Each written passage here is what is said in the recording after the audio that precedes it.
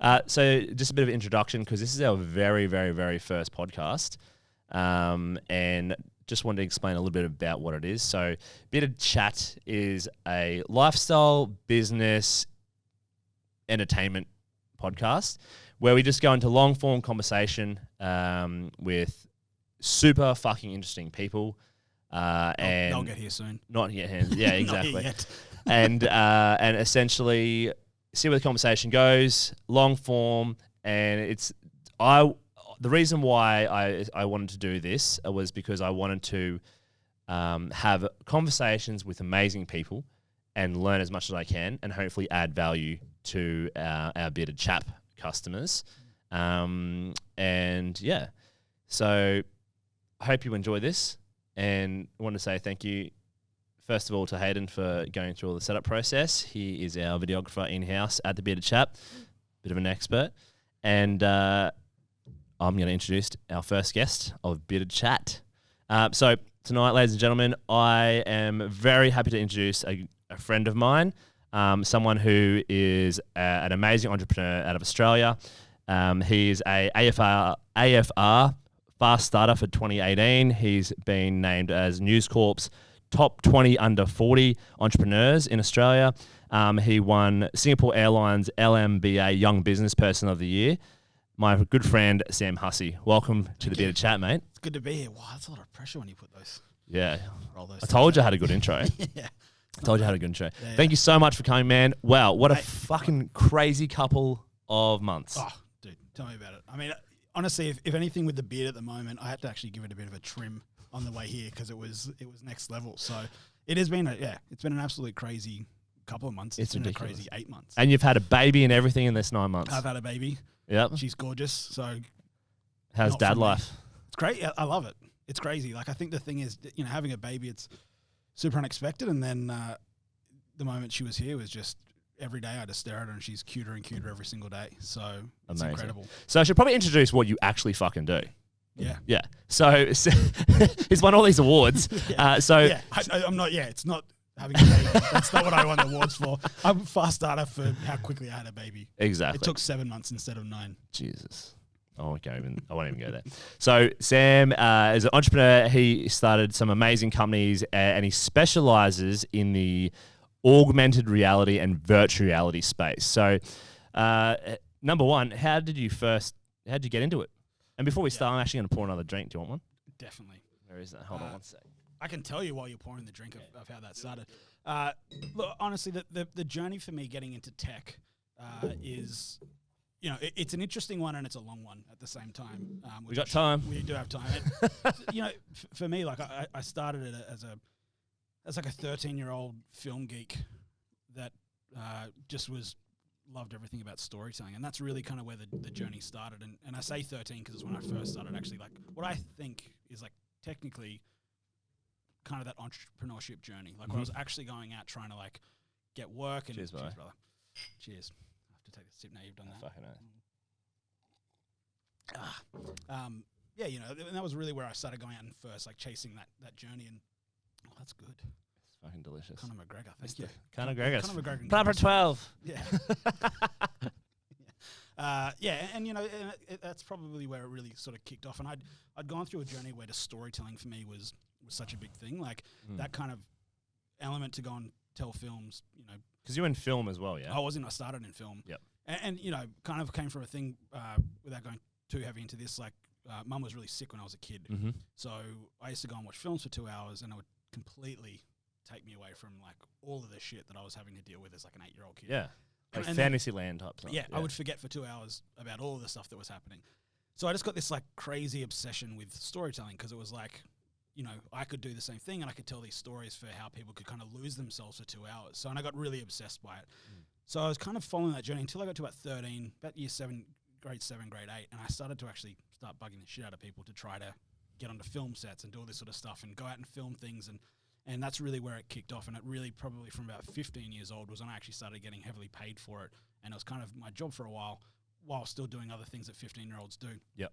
And it grew and grew and grew. But the thing for that, it went from like... Just push this up a little bit. It went from, that's better. Film all the way through to shooting stuff for record labels, promo companies, Telstra, the banks. Like I was doing all of these different things. Jesus. And then How old were you then? I was like got 16, 17, 18, 19, up until 21. I was doing all that stuff. All while you're at school? Yeah, I was doing a little so a lot of the stuff when I was 15, 16, I was shooting surf videos. It's when I got to about 17, 18, I started to do some things where I was shooting like second camera for little Suncorp promos. I wasn't shooting the big ads, but I was shooting the littler things. But it was still pretty crazy for how old I was doing that sort of stuff. But then it kind of progressed on and, I moved forward. I started shooting stuff for record labels, still storytelling, started managing bands because I was shooting stuff for record labels. I did that for 6 years. And it just put me on this really crazy journey where I went from like working in film to working in music to working in advertising and kind of in this little entertainment film technology journey. And I just realized I was storytelling the entire way. Yep. Which was probably the most consistent thing about me being so inconsistent with what I was actually doing.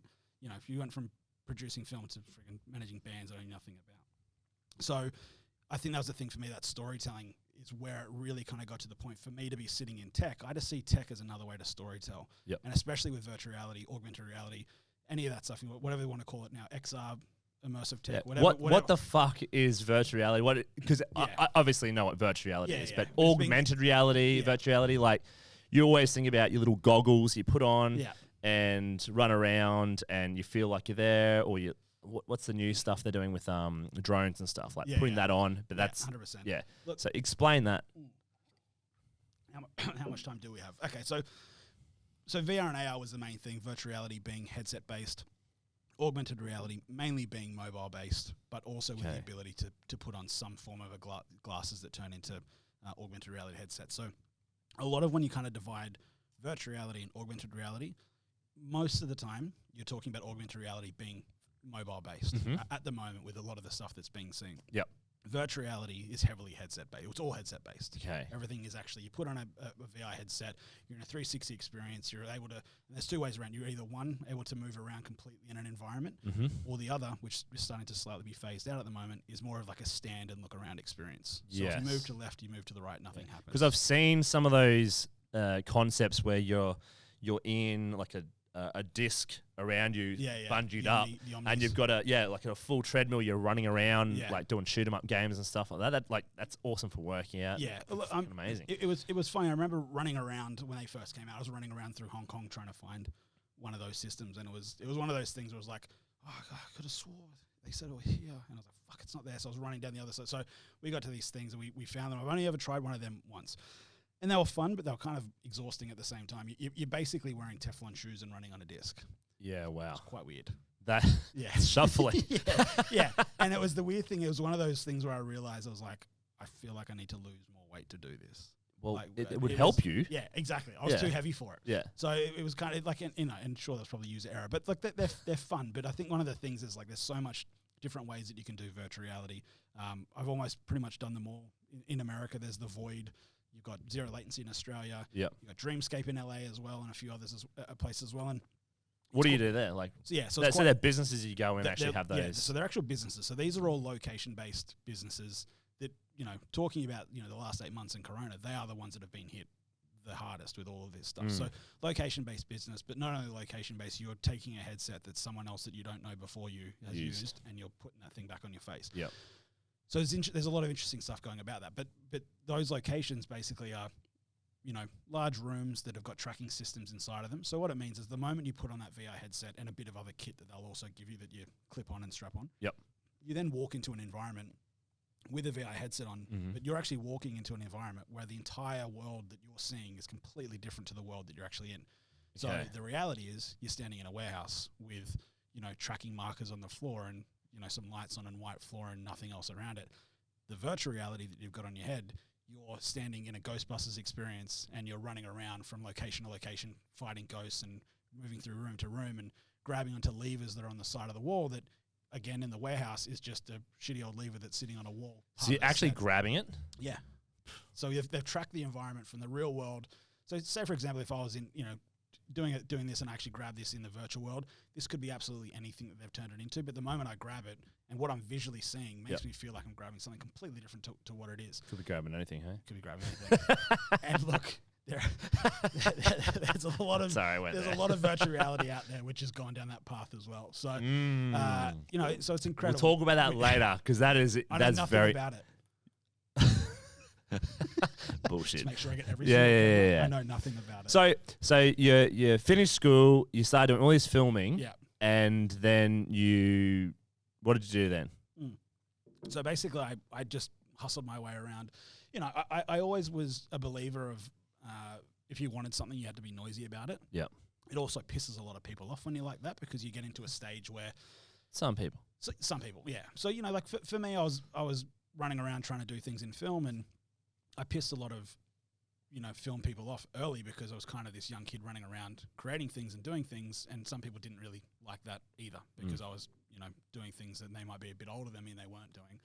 So I kind of learnt very early on to kind of have pretty thick skin with what people will say to you and how they'll treat you about shit, and really not take too much shit from too many people because everyone will have their opinion. Yeah. So I was, you know, 16, 17. I remember I was 17 years old, and I was working on, what's it called? See No Evil, which was Kane, the WWE wrestler. Ah, yeah. Kane, who ended up becoming the mayor of somewhere in the States, which is hilarious. The I dude's remember a I giant. was obsessed with WWE when Yeah. I was like primary school. So yeah, so Undertaker versus Stone Cold Steve Austin, and Well, I think Kane was supposed to be Undertaker's brother. he in some was. storyline. He wore the red. Undertaker was the black. Totally. Yeah. Mankind was my favorite though. Yeah, with a sock. He was just a psycho. Yeah. Yeah, he had the sock. Sock, and he'd shove it down your throat. Yeah, he'd shove it down your throat and do a choke slam on you. Yeah. And then he was actually apparently one of the most outrageous people for stunts because he used to get all the stunt money. That's how he made his money. Yeah, And he'd do like drops off the top of cages onto thumbtacks and shit. Yeah, like yeah. That's such a unique finisher. he would be. yeah. No one like. I love when that goes. Like, anyone want to do the jump off the top of the ring to the thumbtacks tonight? We're like, yeah, it's like, yep. Yeah, the sock will. Yeah. It's like, yeah. Fuck, Will. They're just sock signing a contract. I don't know how he came across the name Mankind though. Oh, Probably representing all mankind when he does those things. yeah, exactly. Yeah. So Sorry. So Kane, very first film, I was 17 years old. So you got to meet Kane? Yeah. What? I got some great stories with Kane. Yeah. So yeah, you know, 17 years. And the funny thing is, I worked right up until, and that was the very first job I actually did. I did 9 weeks of work experience. Fucking hell. He's a giant man as He's well. a giant man. Where was he compared to you? Oh, I was 17 years old. I don't even think I'd hit a growth spurt then. I like the roof compared to where I Jesus feel like now. Christ. He was massive. So yeah, so I did all this work experience. Like, and you know, I think even for me, when I try to reflect back on this, like it feels so jumbled because of how crazy I feel like I would run around and just try to find whatever experience it could be. In my head, it aligned to everything that I was trying to do. Externally, it probably looked like I was extremely confused on what I was trying to do. You know what I mean? Was Like this in Australia? Or yeah, this is in Australia. This is all Gold Coast. This was when the Gold Coast had a relatively good time. We had an amazing time in film back in the day. It was every major film came here. And this is 2004. You know, was probably when this was happening. Did 9 weeks of work experience. I asked for 1 week off to do schoolies. Yes. Yeah, because there's no way I was missing that. You had to. I had to do schoolies. Yeah. And I did 1 week off, and then I went back, and I remember the guy saying to me about the 9 weeks work experience, unpaid. By the way, the very first feature film was unpaid. And he said to me, I'll give you 2 weeks. I bet you won't last a week. And I was there for 9 weeks, and then he basically gave me a job after that. And I worked as a grip for a while in film, which is basically moving camera with dollies and cranes and all that sort of stuff. It's like a best boy, right? Did you do that, Hayden? Yeah, sort of. I was like, PA stuff. Yeah. Yeah. Okay. Not really. Yeah, so mine was grip stuff. So mine was like overpaid labouring. You're this dude. No, mine was like Glorified muscles. Yeah, the funny thing was like, so the department that I was in was doing things like cranes, and they'll be craning up, and they'll do things with dollies, they'll be moving the camera. I was the dude carrying fucking shot bags. Going, here's your shot bag. I'll just put this on the light. That's a shot bag. It's a 15-kilo bag of lead. Oh. Or So- sand, whatever's heavy, whatever. yeah. Yeah, and it'd be like Hussey, because last name they got Hussey on the walkie-talkies. Need a cordial. Yep, getting you a cordial. I'd run off. Little bitch. Yeah. I'd get a fucking cordial, bring over the cordial. It's just a lot of labor work. Now, and mind you as well, like I was not used to this sort of shit. Yeah. So I was the world's shittest grip. In the history of all grips around the world, my plaque still sits as the world's shittest grip, but I'm fine with it. But yeah, so that was the thing. So I'd done a lot of that stuff, and the very first one was with Kane, and which was incredible. So they did this film. The director was an ex-porn director. Wow. And this was his very, very first feature film.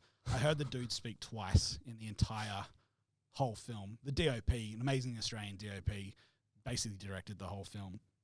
And I heard him speak twice. And it was a really surreal experience. There was so much shit that was just weird about it. We went super over time on the whole filming. So it was a pretty big intro to like extremely hard work, long days.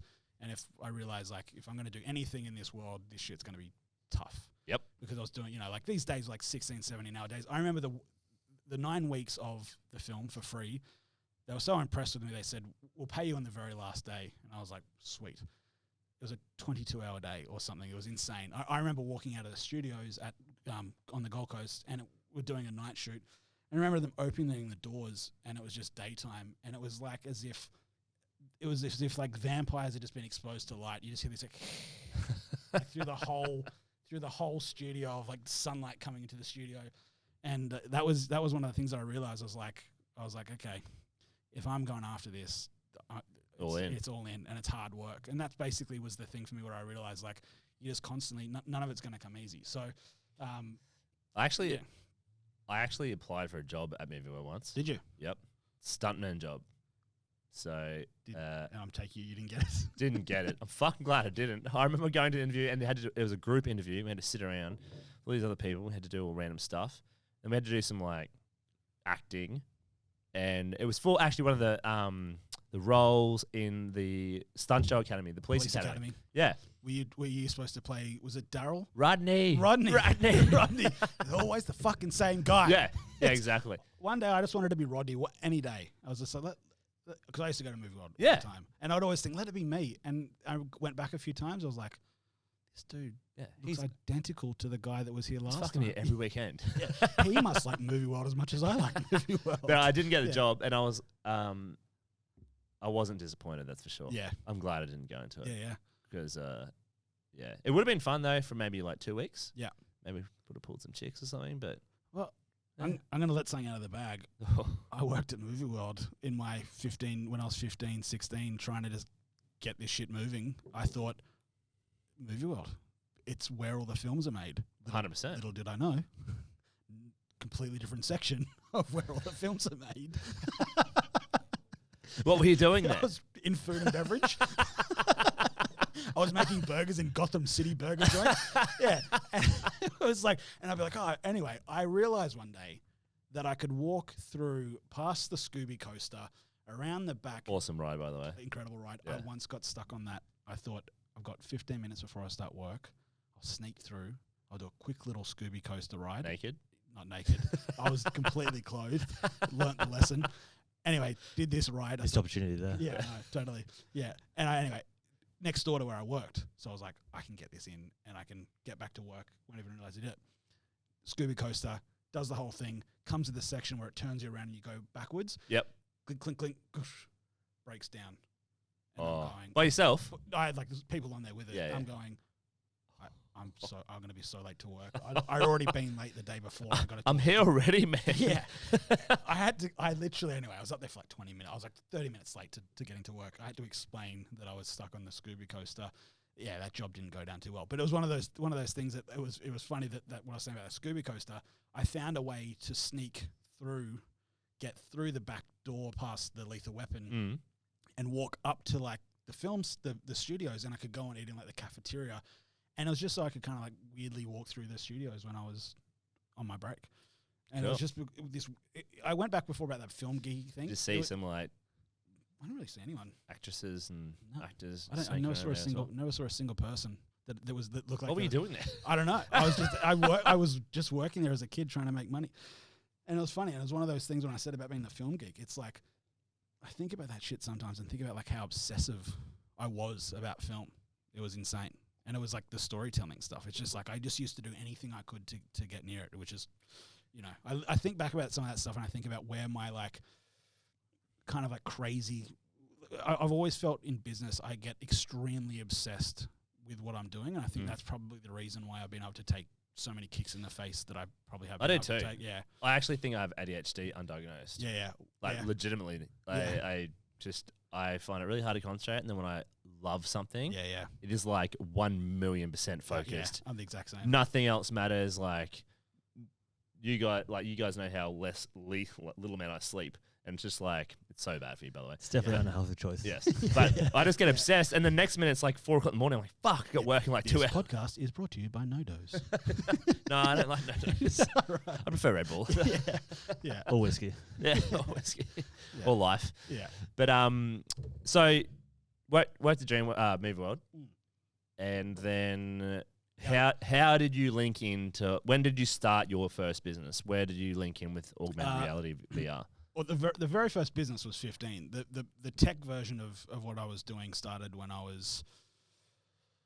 When did it start? 2015.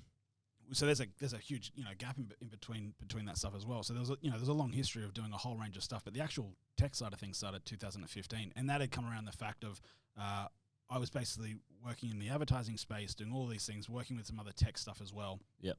And I had a sit down conversation one day with someone who I later went in business with, and they were talking about some virtual reality headsets that had kind of come in, that they were the first to sort of get some stuff that was talking to HTC, trying to get some things in. Really piqued my interest. Are these old, like, I remember that there's a The cardboard one at one stage? There was a cardboard one, which was Google, and then HTC and Oculus were the two companies racing to try to get to market. So 2015, none of this stuff was in market whatsoever. We were lucky enough to sort of get our hands on some early stage dev kits, and these things were like the VR headsets that you see today. They're almost identical, except for the fact that like all of the sensors and shit that are inside of the headsets were exposed on these headsets that we were getting. Like they were basically had gone from like the prototypes to going into market. They've sent out a shitload of dev kits around the world to developers to try to get their head around it, build some content, so by the time they get to market, there's all of this stuff ready to roll. Yeah. So we were one of the first in Oz to get our hands on those. So that's kind of how that happened. But I remember the turning point for me being like, I am all in, was sitting and talking about the virtual reality headsets and, going, the 360 experience, it's a way you can actually really story tell with, putting someone in a completely different environment that's not really the real world, but they're, in an environment that you can completely immerse them into a whole new experience. And then I tried it, and the filmmaker, film geek in me, the storyteller just was like, holy shit. I was like, holy shit. Like, this is going to change everything. Was it like, so I bought a Nintendo 64. Yeah. And I had a little bit before the VR headset. Yeah. But when I was a kid, I remember getting Mario Kart and Zelda and James Bond GoldenEye. 007 with GoldenEye. With Pierce Brosnan. DK mode. Oh, awesome. The long arms and the big in head. complex with Golden Gun. Yeah, and you'd always know when you're like, oh, you know when you shoot that weird sound when you'd shoot them, they go, oh, they make that, you'd always know you hit them. The Darth's breath. Yeah. But sorry, that's all right. Actually, I just lost what I was thinking about. You're talking about Nintendo 64 Oh, that you got. and I plugged, it was only probably like 2 years ago, and I put Zelda back in. I went, I remember this fucking thing was amazing 3D. Yeah. It was like real life. It was so pixelated, I couldn't even tell while I was running. So I sold the motherfucker for like $160. Yeah, right. Because it was gold edition. It was awesome. Wow. Bought it for $20. Yeah. But was it the same as well? Like you put it on and it was giant pixels, and you were like, "This is amazing." And then now you look at it and you're like, "Oh my god!" The quality when I put it on, because you think this is 2015, so it's not that long ago. Yeah. So, just on that, do you remember the Nintendo 64? How you could plug? I talked to my brother about this the other day. You could plug your Walkman into the back of it. Do you remember that? You could plug your Walkman into the back of a Nintendo 64, and I hope that this is a memory that is true, because in my head this happened.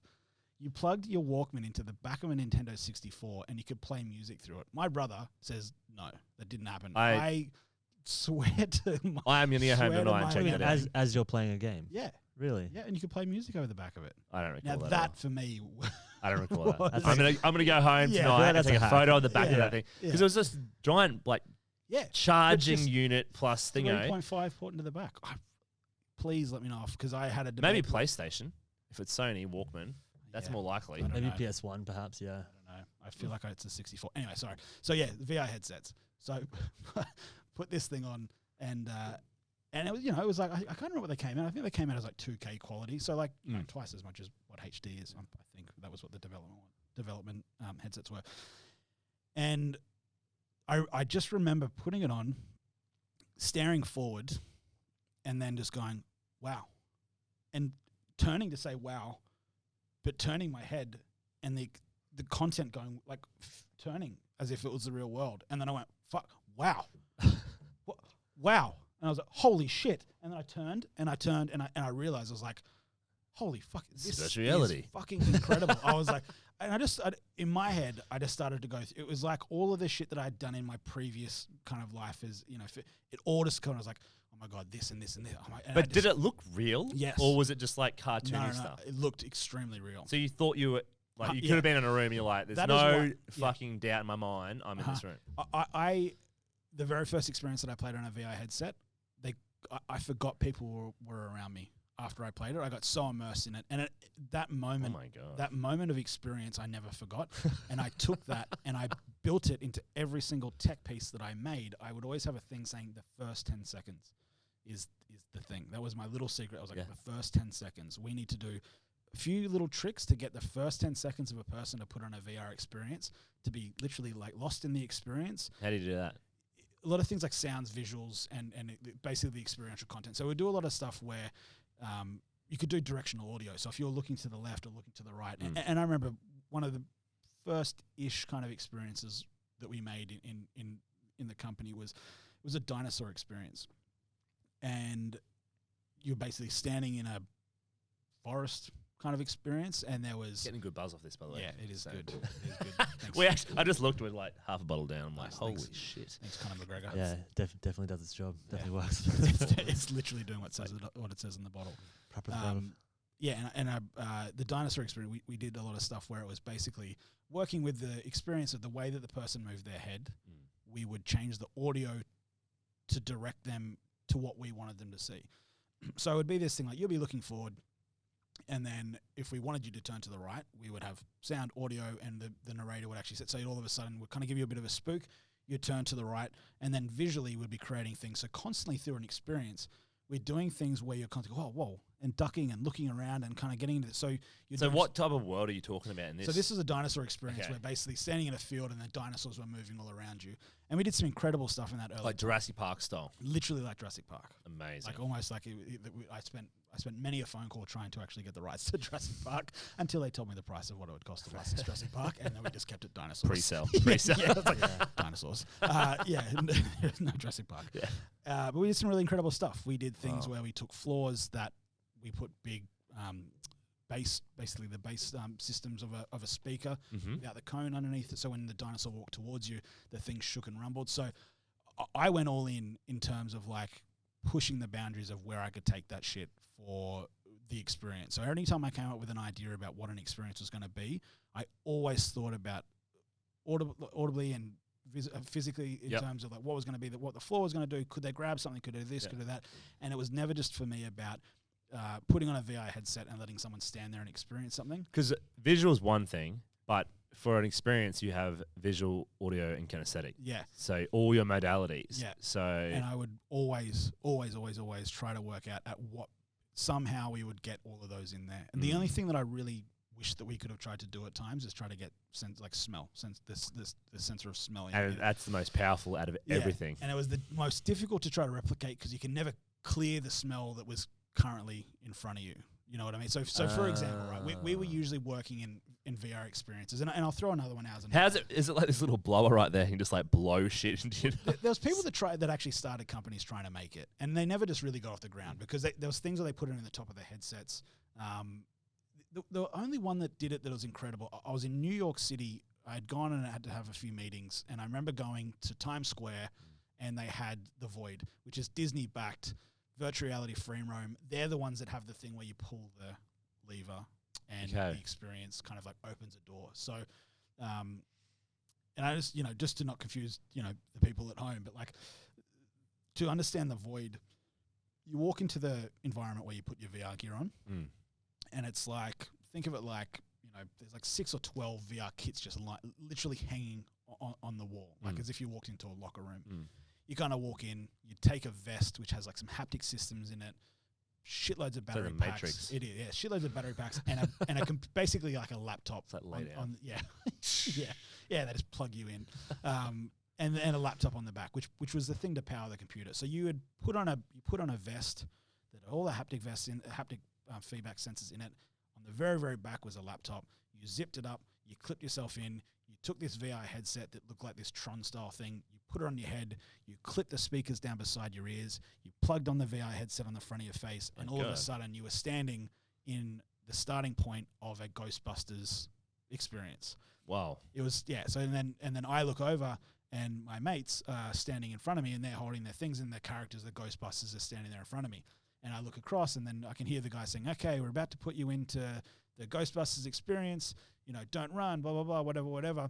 And they're like, walk forward. And I'm kind of... So it's a whole blank warehouse. So this section is in the area we were relatively blank, and they did kind of shuffle you a little bit into where you had to go. But the moment that they said, okay, walk forward, I went and I put my hand out and I grabbed a door handle in both real life and virtual reality. So what, they have people there just like... There was a physical door. So they know the story and they present that on wheels or something? Or They know the space. They know the space. Yeah. So the space has been tracked completely by cameras that are all sitting and mounted up on the roof. There's a system called an OptiTrack system, which they've used. And really all they are is they're cameras that are basically constantly tracking an environment. And the system that I'm wearing on my body, the computer and the vest and the headset, is sending back signals to those cameras. So it knows to the millimeter where I am. So if I take one big giant leap to the left for a meter or a giant leap to the right for a meter, the friends around me in virtual reality are watching exactly what I'm doing. They can see where I am, they can grab me, they know exactly where I am.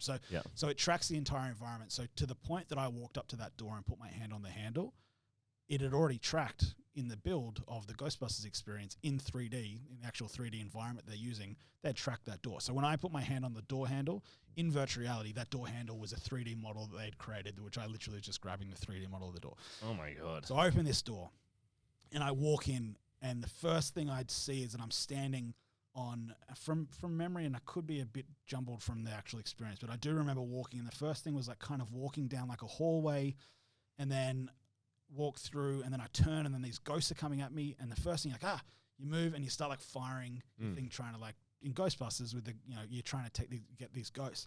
I remember that, and then you start playing the music. Yeah, it legit did. Everything was Ghostbuster themed. And you came to this lift in the very first experience, and I remember just walking up to it and being like, I feel like I should put my hand out and grab that lift. So I did, and I grabbed like the old style New York, that lift where it like you turn, like it's the cage. Yeah, the cage. Yeah. That's the word I was looking for. You turn the cage and you walk into the lift, and it's just like all of a sudden you move and the thing is like shaking a little bit. What the? And I remember just going, this is going to be... I remember being in the VR experience going... because I was so giddy about what I was doing, and it was when I got out, the guys were saying, "All we could hear you doing was." It's like Beavis and Butthead. Yeah.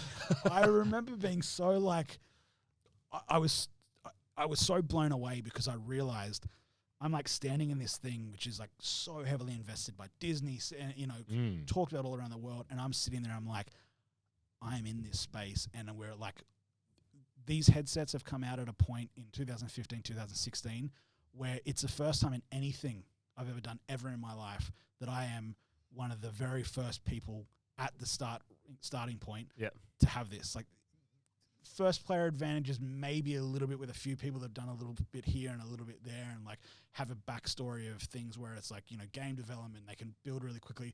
But in terms of the VR headsets and what was actually in market, I was like, okay, this is like, if I'm going to lose this, it's going to be lost by the fact that I have not gone hard enough to try to make this shit work. Wow. So I walked out of that Ghostbusters thing, and I was like fucking raging after I got out of that thing. I was just so locked onto the fact. I was like, I fucking have the ability to make this thing a global company, and I'm going to go after it no matter what. And it was one of those things that I went to full obsession.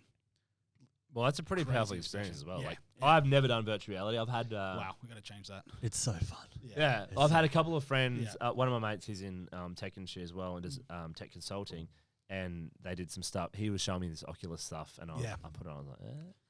I was like, yeah, cool, awesome. Yeah. What did he put on though? Was it industry style stuff? Was it like architecture stuff, or was it actually gaming? It was a game.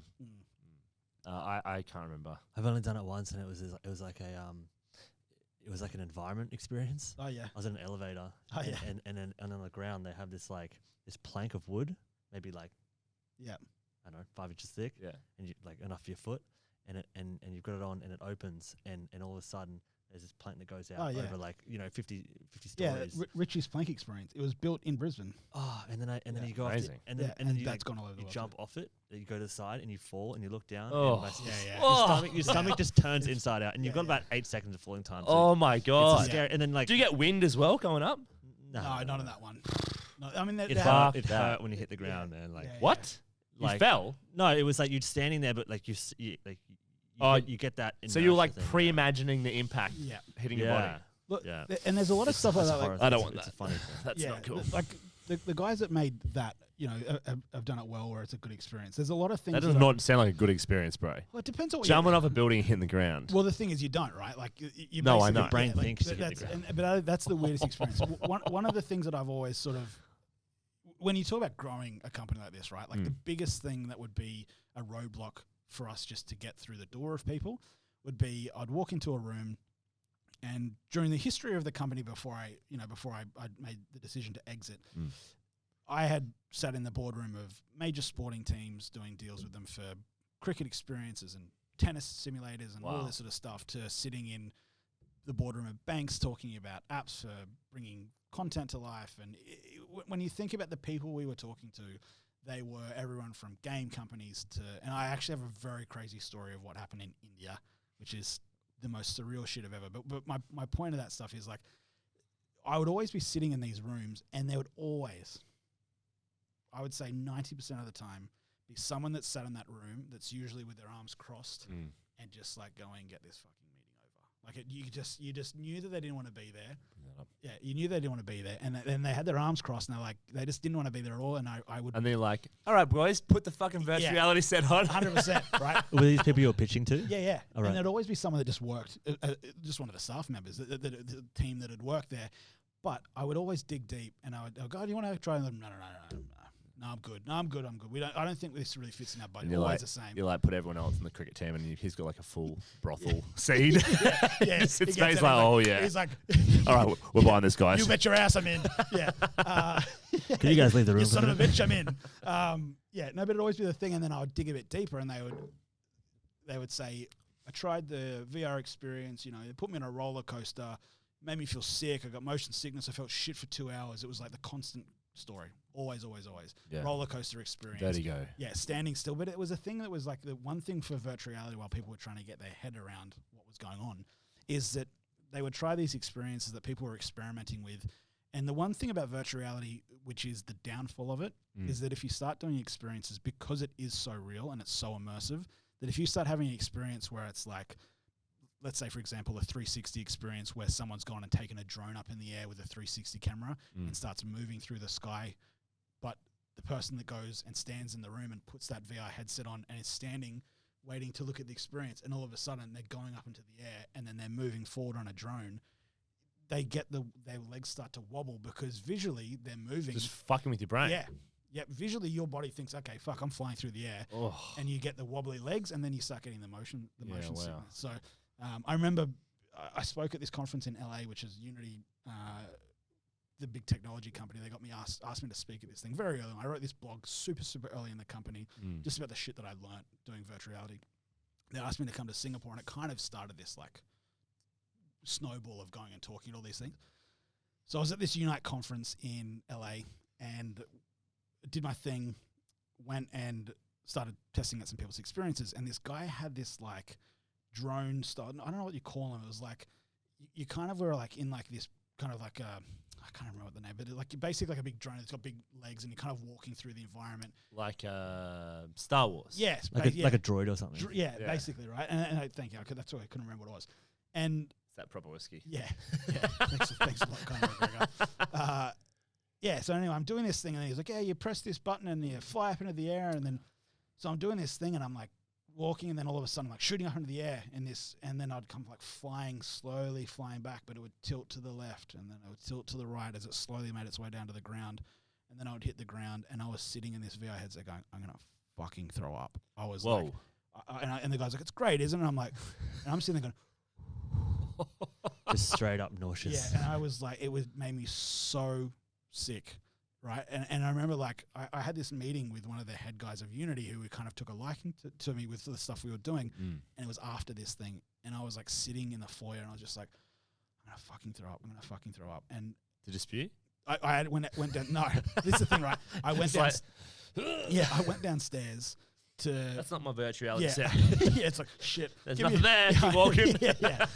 I went downstairs, got in the lift, had to go get some water and some fresh air. I get in the lift, and I'm talking to my business partner at the time, and I didn't really pay attention to who was in the lift. And I get in this lift, and I'm going, that fucking thing made me so sick. I said, I feel so nauseous after that shit. And my business partner's looking at me like, giving me the face like, don't, shut up. Just stop saying what you're saying. And I was like, dude, I feel so sick. I don't know how you can do that, game. And I wasn't trying to be disrespectful. No. I was just purely feeling super sick. We get out of the lift. I walk outside, getting some fresh air, go to a vending machine, buy the water. And he's like, dude, the developer was right behind you in the lift. Oh, no. I'm like, I had taken the headset off so quickly, kind of got out of there, didn't pay attention to really what he looked like. And I was like and I felt so shit about it afterwards. But like it was one of those things I'd hope that he actually took that feedback on board and was Jesus, we need to fucking make some alterations. That's actually my long-winded point. Like it was that thing where I was like going, that was a moment for me again. I was like, virtual reality, you have to be so careful with that stuff of making people sick. And we were doing so much stuff in shopping centers, sports teams, sports grounds, the front of the Gabba when the cricket was on.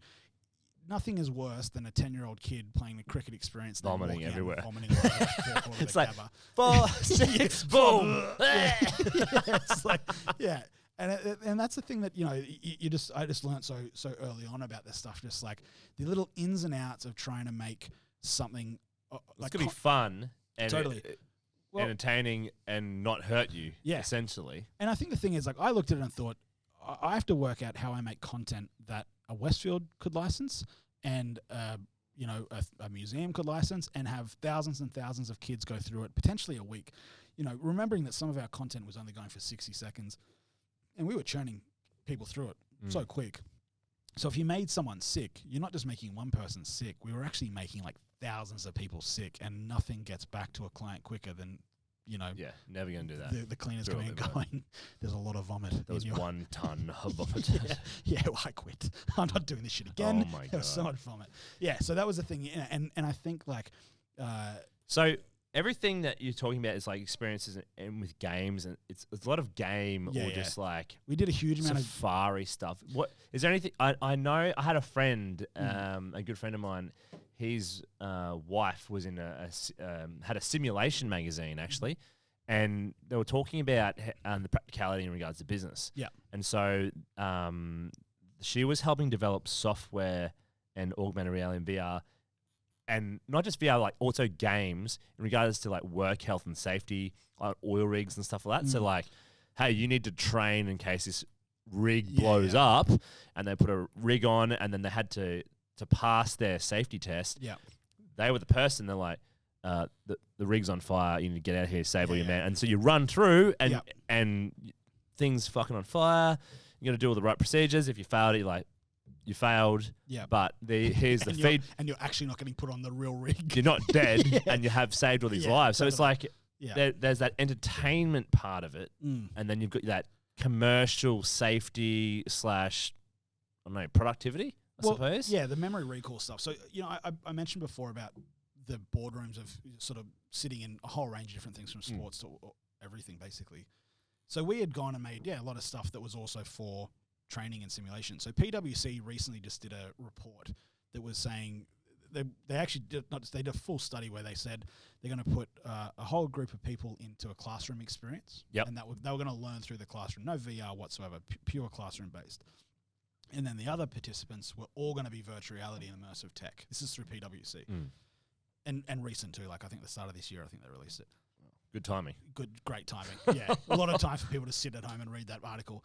Anyway, what the report showed is that the people that were using virtual reality and immersive tech learnt 4 times faster than what the people did in the classroom. So, like, I had seen that for years as well. Why? Well, because it's it's memory recall. So the thing is, so you and I are sitting in a classroom. I think you and I are very, very similar with the fact with the ADHD going off. Fucking causing shit. Yeah. The guy that's talking, or the lady that's talking about the teaching that is within the first 20 minutes, we've probably started thinking about something else, daydreaming, and then come back and be like, oh shit, I have no idea where they are now. And I think the thing is with virtual reality, you're in an experience where you're putting on a VR headset and you're so immersed that it feels like real world. So you're going, there's a fire, I need to pick up the fire extinguisher, I need to put it out. And it's a memory recall of going, it's the same as going, I picked up this cup and I'm holding this cup. But it's you use the example of classroom, right? Yeah. And then we went to putting out a fire. Yeah. They're two different things. You're like 100%. saving your life versus learning something in a classroom. So that's the what's point. the difference between putting on a reality set and I'm in a classroom? Why am I going to learn more? No, so you're not in a classroom in virtual reality. So in virtual reality, you would be on the oil rig and you would have a massive fire in front of you. All right. And to your right, you would have every fire extinguisher that is potentially needing to be used. And you need to work out whether you get the one for water or you get the ones for oil. And, you'll be judged on the system will judge you on what you pick up. Yeah. So the difference is in the classroom, they're sitting there going, on the oil rig, if you ever have a fire that looks like this. What one would you choose? Exactly. A, B, or C. And you're going, I think. And then if you're doing the test, you're like, powder. And it's just like, and the wind's blowing. You're like, all right, didn't work. It's not powder. Yeah. Okay, not powder. Water. Yeah, exactly. And they're going, look, you're not going on the oil rig. Fired. I don't think I need to talk to the management, but I don't Unfortunately, think they're going to let you on. You did not get positioned on this oil rig. Yes. I'm pretty sure I don't need to take this to management. Yes. I'm pretty sure I can make the call. Okay, that makes sense then. So that's the learning side of things. What about like stuff like Elon Musk is working on in regards to his what's it called? Neuralink. No, Neuralink. Yeah. Like, because that's pretty much going to be augmented reality because he's like literally adjusting the data upload of us. Oh yeah, terrifying. Yep, terrifying. Totally terrifying. Have you seen Upload on Amazon? Fuck no, I'm not in the space. That's why you're on here, bro. It is a show which is about people that pass away and they get uploaded to like this virtual world, and it's like, there's a sounds like some Black Mirror shit. It actually, it kind of is, and it's a good show. But it's this whole thing of literally people have died and they've gone into this virtual world, like keeping your soul. Almost. Yeah, exactly. Yeah. And then it downloads everything of you and puts you in there. It's a drama comedy kind of thing. It's quite funny. Anyway, sorry, back onto the Elon Musk stuff, right? Like that is the sort of stuff that is extremely terrifying. And well, he's terrified of it. Yeah, I saw when he was on Rogan and stuff. He was like, once it's out of the bag, it's fucking out of the bag. It's fucking terrifying. I remember South by Southwest in 2018 running around trying to get these tickets to this like surprise Elon Musk ask all the questions. Actually, that's someone I want to meet. Yeah, in my back of my phone, I don't have it here. I have the ticket to the Elon Musk ask these questions. It's in my phone. So anyway, I go and see this thing, and it's for the audio experience. Do I describe it to people? Yeah, absolutely. Right. Yeah. In the back of it, I you do have too. My ticket, oh my god! My ticket for Elon Musk answers your questions. So anyway, so where was this? 2008 South by Southwest, Austin, Texas. Yeah. So it was great.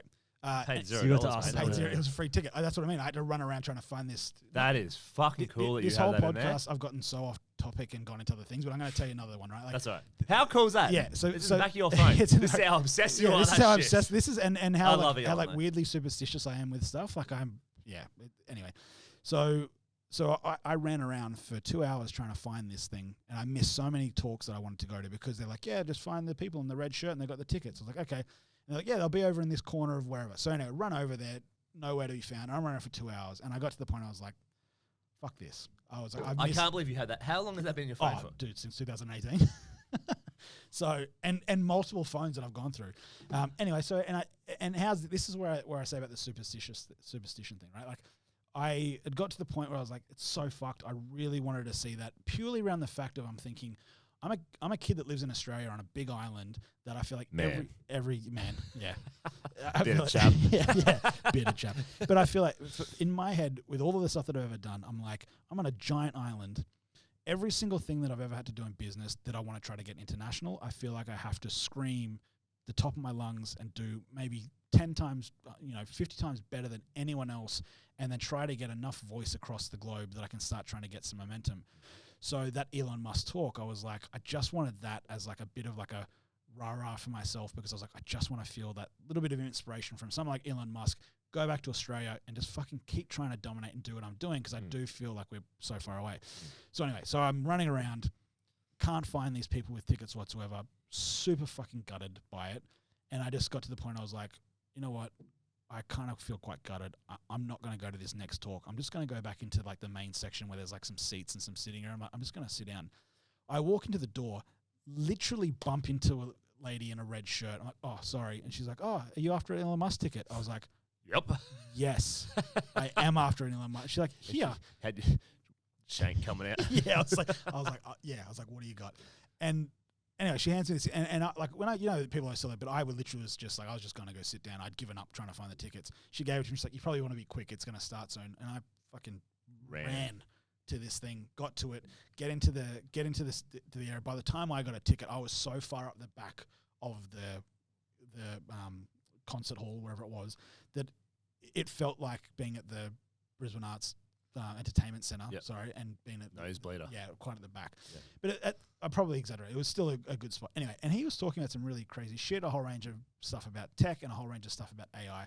And he made this comment in the session, and he said, the scary thing for me is like in some of the stuff that I've seen with AI, the shit that I've seen it do, and the talk about like nuclear weapons and all of these things that have regulations and all this stuff around it. But at that time, AI had nothing around it. And he was like, it straight up terrifies me with the shit that I know that this could do. Oh my God. And that's the same time where I'd just been watching a lot of like Boston Robotics and all these Terminator, like, bro. Robo-Dog Terminator stuff. is like, ugh. Yeah. The OG. 100%. It's just like, I mean, the most terrifying thing in a war will be the day that a Robo-Dog opens the door and comes in looking for you, because give up. Like, Shotgun to the you're head. done. You're like, and that's the thing where that's the sort of stuff he's talking about, which is terrifying. So yeah, so it is extremely terrifying for some of the stuff that it's been done. But the positive side of things. Yeah, exactly. Let's get to the positive side. But the positive side is that there is some incredible stuff that can come out of AI and the work that, a lot of people give a lot of shit and a lot of hate to Elon Musk. Is Neuralink and virtual reality and augmented reality all the same thing? Look, like what's the... I mean, I don't know. The one thing that I am probably still not sure about where AR and VR is going to go into the full extent.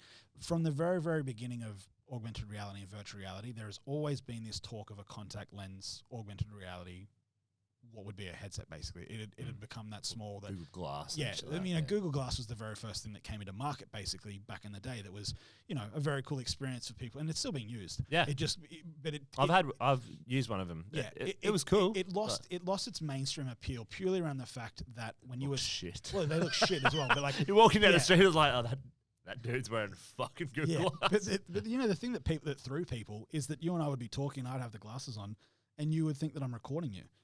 100%. And you'd have no idea. Yeah. And no one trusted them. And it was the same with like when you gotta be sneaky. Yeah, Snap did the specs and that sort of stuff as well. Like, I bought some. Yeah. I was in New York at the pop-up store and I bought the specs. Yeah. Best like for it was like having a GoPro and it was unreal. You did a little 30-sec one. Yeah. Sex. Sec one. I'm sorry, what? And can you just quickly Google where I can get some spectacles? No, but like it was unreal. They just looked fucking atrocious. Yeah. And so I sold mine, but the concept was brilliant. Yeah. And people didn't know. Yeah. With the spectacles. Yeah. I think it was a great concept. They just didn't execute it. They made it too flamboyant. Yeah. Look, I think great marketing gimmick for them. I mean, and they're still selling them. Like they're still going. But that pop-up store in New York was fucking phenomenal. Oh, if I waited in line 40 spend, minutes. Yeah, PR spend. Scan these special little codes on my Snapchat, gave me special filters, rolled in, went to my little machine, chose all my colors, popped it out, had a little canister. I bought 2, used one, sold the other one on eBay. How much were they when you bought them? I can't remember. Maybe like $100 US. Well, $1 million Australian. We were like 1 for 1 when I went over there a couple of years ago. We're doing all right at the moment. Greatest time. Back over 70. Yeah, greatest time I've ever been to the States was when we were $1.10 to there. Yeah, I bought that money fucking Jeep parts, bro. Oh, it was the greatest. I remember I went over there for my birthday. I think it was my 26th birthday. And this is so off topic, but anyway, went over there for my 26th birthday. I took a backpack with a pair of jeans, some boots, like a dress shirt. That's all you need. That was it. And my, just basic... Pack condoms. Yeah. And a pack of Johnnies, yeah. Yeah. I was like, I could get them there, but they don't make them the same as they do here. Anyway. They're way too big for me. Exactly. They don't have my size there. Anyway, so I went over there, and I remember I just literally bought my entire wardrobe, my suits. I came back with so much shit, bought suitcases. I came back with so much shit at $1.10 because America is usually cheap anyway. That was the greatest America trip that I've ever had. I went to Vegas for my birthday. Oh. And New Year's because I'm so close to New Year's, 2nd of January. Ooh, and, absolutely. And you're still hanging over. Yeah, and that was party. That was at $1.10, one of the greatest things ever. I remember, to top it off, being at Treasure Island, 26 years old on my birthday, Vegas. having a great time. And Vegas is amazing. Yeah, I absolutely fucking love Vegas. Yeah, and the dude was getting fired that night, and he said to me, I said, they had this yard glass thing, and it was supposed to be margarita in it. And I said to the guy, I was with sugar and vodka. Yeah, exactly. What else could you want? Yeah. And I went up there with my brother, who came with me for the trip. And I'm standing there, and Josh and I both joking, like, can we swap out the margarita for scotch? And the guy's like, dude, I'm getting fired tonight. I know it's like the manager's coming in and he sounded pissed before. He's like, whatever. So he got a bottle of scotch for my brother and I. Dunked it. Poured it into the yard glass, and then basically, I'm pretty sure just give it a little zap that's a big night. Dry. And this was I think it was the night before New Year's. I can't remember. Anyway, and we, just to say about Vegas, anyway, drank the whole thing stupidly. And then I remember went out, did all these things, woke up the next morning, and was staying in Planet Hollywood. Turned to my brother, and I was like... Planet Hollywood was brilliant, by the way. Yeah, it was great. And we had the thing is, we got the amazing thing. We had two queen beds in this suite thing overlooking the strip. It was incredible. With the spa bar in it? It was incredible. All of the movie... And again... Of course, I went there. All of the movie theme shit that's actually on the walls from the actual films, it was, And I remember turning to my brother that morning. The gambling ladies are quite nice as well. I didn't gamble. I lost $3. I legit did not. What? Yeah, I know. I legit. Oh my god! I got like $5,000. I did chocolate wheel. I did chocolate wheel. I was $100 drinking yard boom, glass of one. Scotch. Yeah, I amazing. I spent $3 in the pokies and lost. Scotch. And that was it. Yeah, definitely. Anyway, so I turned to my brother's in the bed next in the room, and I kind of yelled over to him. I was like, dude, we've got to go to XS tonight. And he's like, we were there all last night. It was just one of those things where Vegas kind of, going through that thing. And I also think, on that thing of talking about going wild in Vegas, it was on the back of that was one of the first trips that I'd done where I'd just been working my ass off for so long. And I just thought, I'm going to go blow this out at play hard. Yeah. Work hard, play hard, man. It's incredible. I don't even know how we got into that Vegas story. Same trip. Mike Tyson getting candy in the candy store. What? You met Mike Tyson? Well, they wouldn't let us in we were going to walk into the candy store, and they went, "Oh, I'm sorry, Mike Tyson's in there," and we just sort of stood there waiting for. Yeah, they just, wait. Yeah, motherfucker beat the shit out of me. I was like, imagine getting into a fight with Mike Tyson, last bit of candy, you're like, do, and he's like, can I please have that? That's worse. Yeah. I was like, is that Mike Tyson? Yeah. No, anyway, I won't do a Mike Tyson accent, but it's just like, can I please have that? And you're like, yeah. It was, yes. Yeah. It was. I don't want to die. It was weird. It was anyway, super off topic. Sorry. Speaking of Mike Tyson, who do you think is going to win that fight? Oh man, I've seen some videos of Mike Tyson. Dude, he's a freak. What is he? 53 years old or 54? Who cares? He's a fucking psychopath. I would not cop a punch from him. I mean, here's the thing. I probably couldn't cop a punch from many people. I wouldn't have a great chin for many people. Man, he's a weapon. He's a freak. Yeah. I think that the only thing he does better than hitting people is not getting hit. His stoned. head movement is just it just doesn't get hit. Yeah. And it'll be interesting to see what he's old though. He's old. And it's Roy Jones Jr. They're both fucking old. Yeah, but what's the age difference? Same, isn't it? I think Roy Jones is younger. You look it up. I don't know. I think he's younger. I've got a feeling definitely taller than him. 40, Roy Jones. Yeah. It doesn't fucking matter with Tyson. He comes up and you uppercut you and knock you fuck out. Yeah. He's a freak, and he's in great nick for his age. I mean, to be honest, it gives me hope. Yeah, but he trains real hard, man. I'm trying to work out the bets on this. Yeah. I am keen to have a good bet on it. So yeah. I mean, when is it? Like, I mean, you know, November. I'm still recovering from the Horn fight, but yeah. Yeah, that was disappointing. I put some big bets on that one. Betting rounds. Yeah. How did that work out for you? Not good. Not good. Yeah. It worked out in the past. I went and saw Horn in Suncorp versus Pacquiao. Luke Horn, a different Horn. No. First Pacquiao. Yeah. Horn versus Pacquiao. And it was that daytime fight. Yeah. Oh my God. It reminded me, like, I got Right. goosebumps. I was 10 rows back, sunny day. Suncorp was packed to the rafters. Yeah. And literally, it was like all the old footage I saw of like Muhammad Ali, Rumble in the Jungle in Philippines. It was out of this world. Like, just insane. Yeah. And you could hear the punches. Like, at the fight, Horn looked like he was winning the entire time. I didn't even realize he got warned if he didn't. What was that again? He was grabbing, wasn't he? Oh, I don't know. Because he was grabbing a lot in that last fight. Yeah, he looked like he was cooked, and the ref went, if you do it anymore, you're done. We didn't even know. He just looked like he was dominating live, but on TV, got torn to pieces against Pacquiao. And then, I can't remember. Yeah, literally, after he got warned, he came out and just fucking smoked it. Yeah. So it was such a phenomenal event. I wish they did more old school, or more old school like fights like that in the daytime. Like, it was just an event. Yeah. It was amazing. I'll never ever forget that. Yeah, I didn't make that one, but I remember people saying it was hot as shit. Oh yeah, I wore a jacket, but yeah, it wasn't good. But it wasn't good heat wise. The fight was fucking awesome. Yeah, and I think Tszyu 2.0, mate. I think he's going to do some good shit now. Yeah, I agree. I hope so. I hope so as well. Yeah, Horn's done. I mean, Horn's fucking done. If he doesn't retire. He should have retired after that fight, to be honest. In saying that for Horn, I think he's done a lot for Australian boxing as well. 100%. In the later stages of the current, like, you've got not Costas. He got the shits when the guy said that the other day. He said, I'm not the son, I'm Tim, and I just did it. So fuck. If he's listening, which I don't know if he would be, I'm real sorry. Tag him. Tim Zoo. We'll tag Costa. Dude, I did not mean to call you your dad.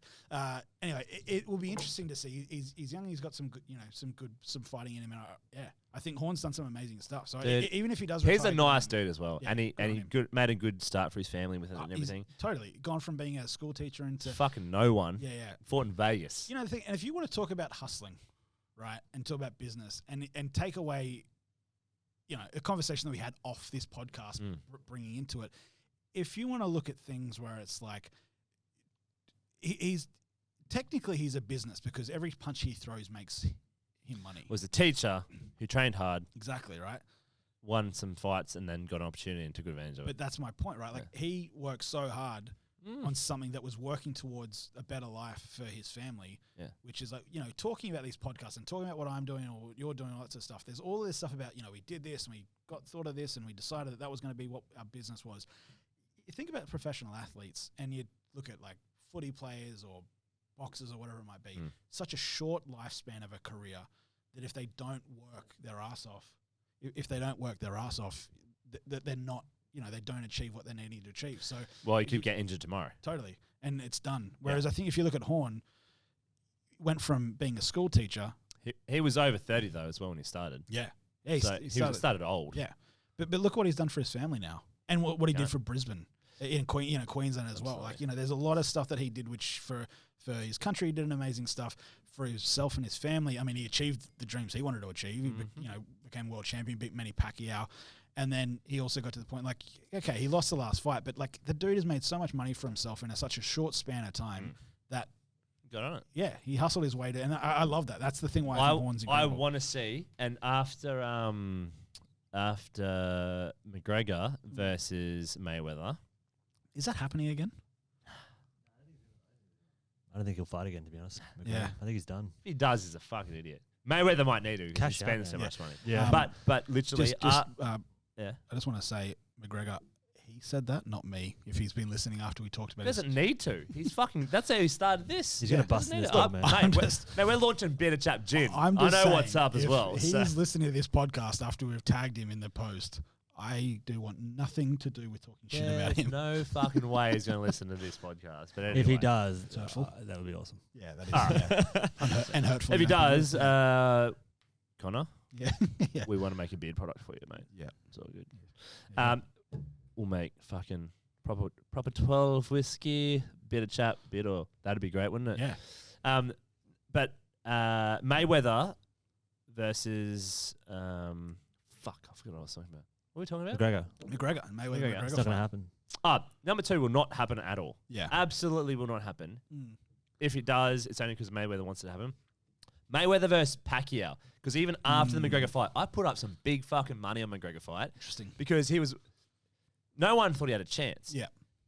Mate, it was almost like he held back because he never had a fucking professional boxing fight in his life. Yeah. And he made 10 rounds with the best boxer of all times and didn't get knocked the fuck out. Yeah. Like, kudos to that man, 100%, and it was the biggest fucking circus of all time. Yeah. Oh, but and the money that was made from it, like. Well, the week before was my brother-in-law's Bucks party, and I was in Vegas, and it was Mayweather's apartment down one end, and our apartment at the other end. Yeah. And so the main man one. Did you try your luck? No, he wasn't there. It was just he had his team mate, team money limo at the front. Yeah. And like literally there was 5 doors.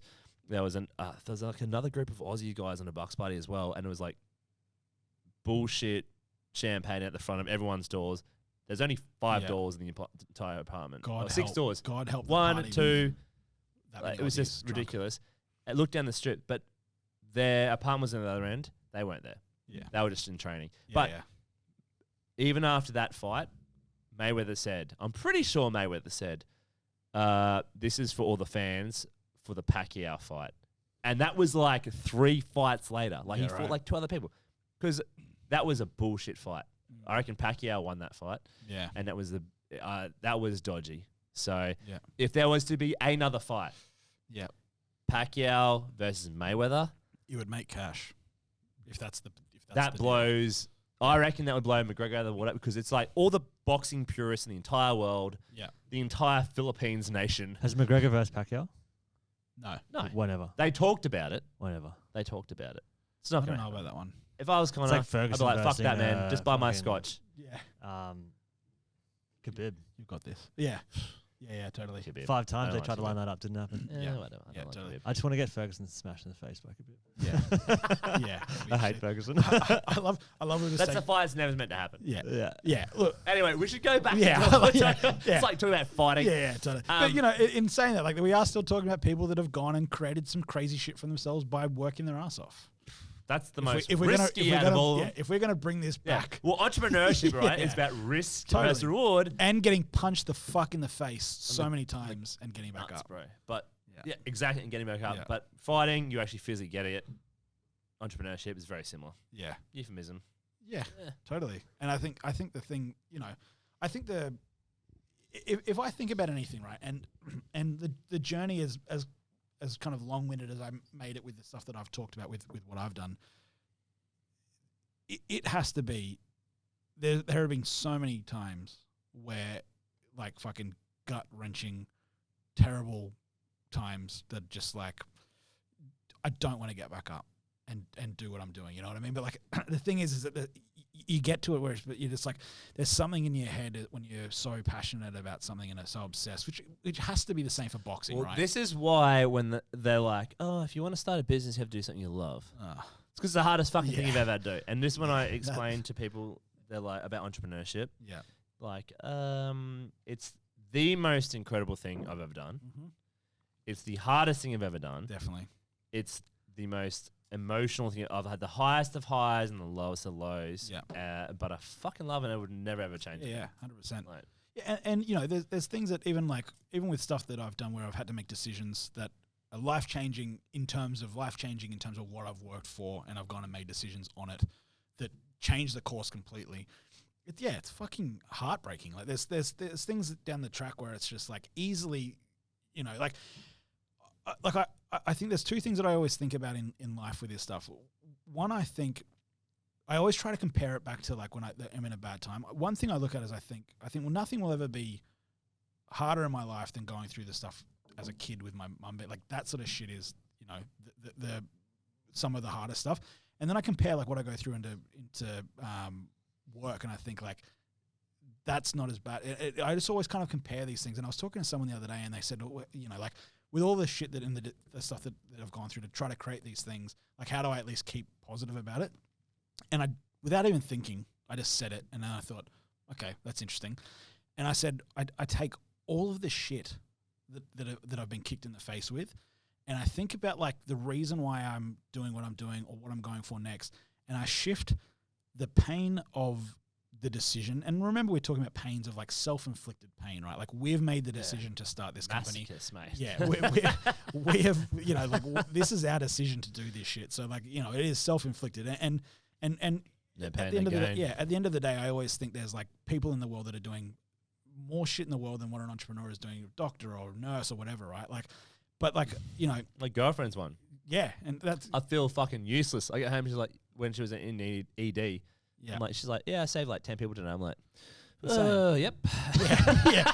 I did absolutely nothing. Some dudes are looking good with a bearded chap at the moment. Yeah, shit. But like, and I think there's so many people doing some amazing stuff. So I think like when I try to like think about, okay, well, this is really bad, and I'm doing this. It's like, okay, well, I'm still healthy. The comment that I made to my friend the other day when they asked is literally taking all of that pain and finding a way to like shift it back to excitement. It's just like a weird mental state that I've got myself in. Yeah. Because as soon as I shift it back to excitement, I've refueled something where I'm like, okay, that was very, very fucked. It was an extremely bad experience that I didn't enjoy. But I'm like, however, this next thing could be great, and I'll just do this to make this, and I'll get back. It's a part of the fucking journey. Because if you don't have your highs and you don't have your lows, and you're all, and this is the thing that pissed me off. We're talking about entrepreneurs and wantrepreneurs earlier tonight, but it was like, if you are going along the journey and all you see is this good shit, that's not real. It's fucking up and down.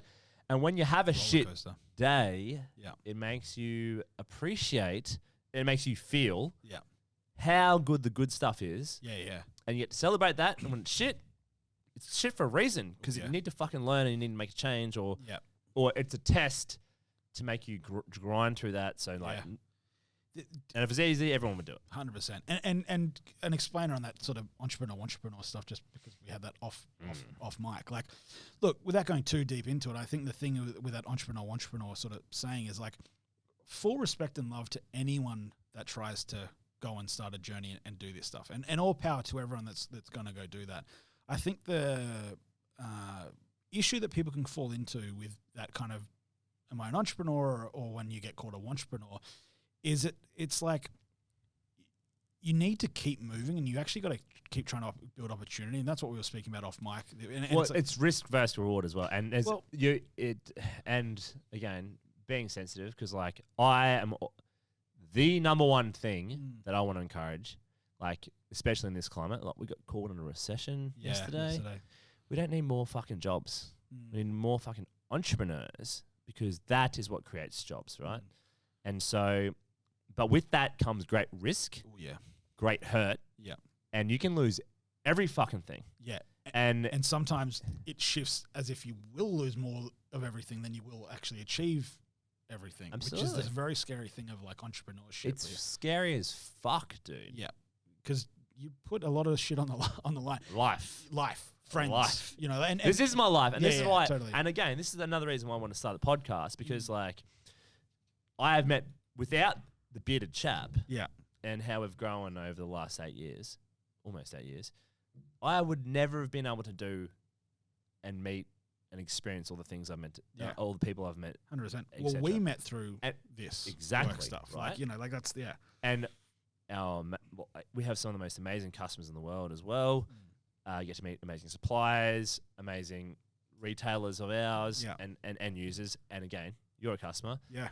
Ended up being a customer. After we met. I was a customer before, actually. I remember when I first met you, I said to you, because we were meeting it before we started talking at an event. At Z Block. Yeah, and you were going, I beat it. And I went, oh, dude, I literally had it on. I was like, I remember, because you were going down to Byron Bay or Noosa that weekend. Dude, my memory doesn't go that far, but I remember all that shit. So no, but anyway, I forget what I was saying about it as well. No, we're talking about the entrepreneur. This is my only thing that I'll say on that stuff of what you like the risk and reward stuff. The only thing I would say to people if they're going to try to take a journey and go after it, I think a really dangerous spot to get yourself in when you're trying to start a business is to go and try to create that business and then just forever sit on the idea and what you want to try to create and what I'm going to do and just, I'm trying to work it out. That's where that kind of entrepreneur thing comes in because you sit on it for years. Action. Yeah, you have to go do shit. I remember doing a talk years and years ago for the Lord Mayor. He asked me to do a thing for sessions that he did all around Brisbane. And do you know he had a beard? He didn't have a beard, but he had a beard. I had breakfast with him. He showed me a photo. He sent me a photo. Graham Mr. Quirk. He had a beard? Lord Mayor Quirk. Did he? That's incredible. After. Oh, that's incredible. Sorry. Oh, yeah. Okay. That's incredible. Anyway, so because I was one of the recipients of one of his Young Business Person awards. He's actually cousins with, his nephew was, you got to remember now if you've said it. Boxer. Who the fuck are we talking about? Just forgot his name. We're talking about Lord Mayor Graham Quirk. Yeah. Pacquiao. No. Horn. Yeah, Horn. Horn's his nephew or serious? cousin. Yeah, absolutely. Wow. Yeah.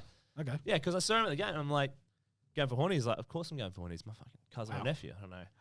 I'll tell you one thing though. I bet you the Lord Mayor did not drop the F-bomb. Absolutely not. Yeah. God love him.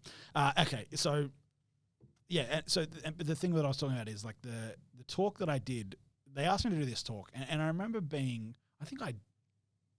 they asked, I was overseas. And I remember I was landing the day of and then like had to do the talk in the night or something.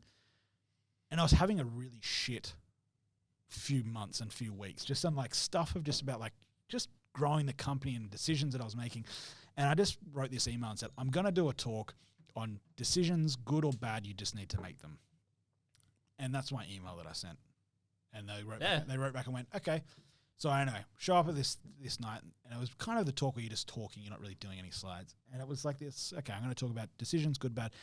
And it made me realize, like, the reason why I kind of put that out is because talking to all of these businesses that were either trying to get something off the ground, were in a bit of a pickle where they're trying to work out, like, what they were going to do.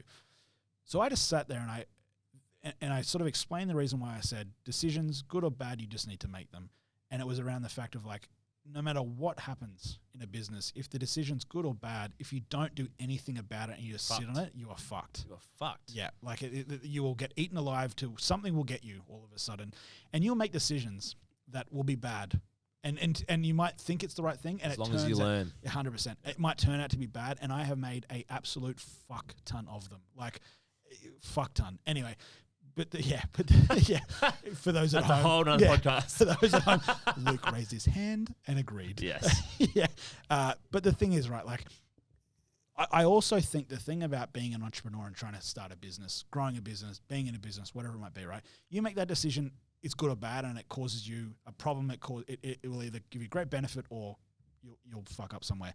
The thing about it is, once you realize what the outcome of that situation is, you then go and work on fixing it. Yep. And I think that is what makes a great entrepreneur. Like, you will make some serious fucked up calls that will cause financial issues, cause staff issues, whatever, right?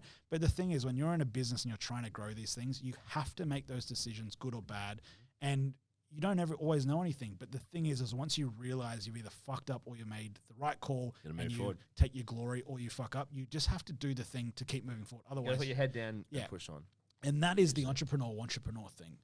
Going back to that, because what it is, right? Like, you're going to go start a business. If you sit on that idea and it sits as an idea on a piece of paper for 4 years, you actually haven't done anything. Like, I could literally sit in a session right now with you and say, I am going to go and create the greatest blockbuster film that's ever been created, and I've got a name for it, and you just fucking wait, this thing's going to be incredible. But if I sit on it for 6 years and then someone else goes and makes Avatar or whatever the fuck they make, that it becomes the biggest blockbuster in the world, and I go, God damn it, that was going to be, I was going to do that. Well, then you're the problem, you know what I mean? Like, someone's gone and done it, you know. Like, that's the thing that I think. Except with the balls online, and that's what I want to encourage as well. Like, we need more entrepreneurs. We need more people who are willing to take the risk, and have a crack. And again, we just gone into a recession. Yeah. Guess what? The last proper Great Depression that actually fucking happened was in 1929. Yeah. And guess what?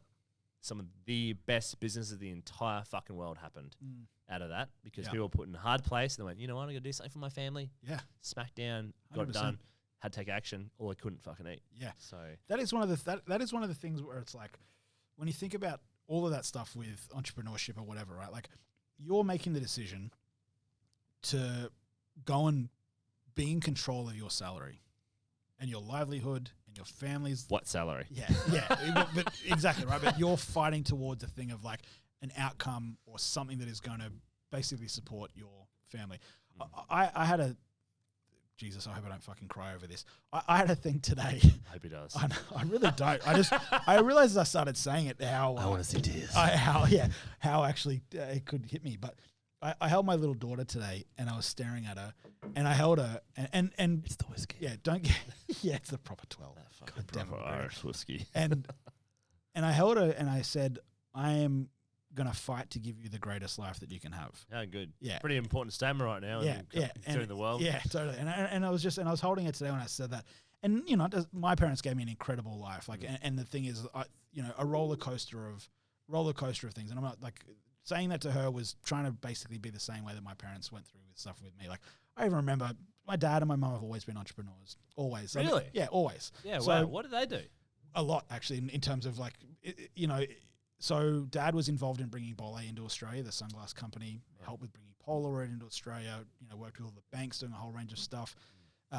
When my mum got sick, dad had been, and mum was the rep for police sunglasses and a whole range of others as well. Like David Beckham. Yeah, they were basically they were heavily involved in that stuff, and a whole range of other things. Like they had all of these sunglass shops before the airline strike happened back in the 80s, and the Gold Coast became a ghost town.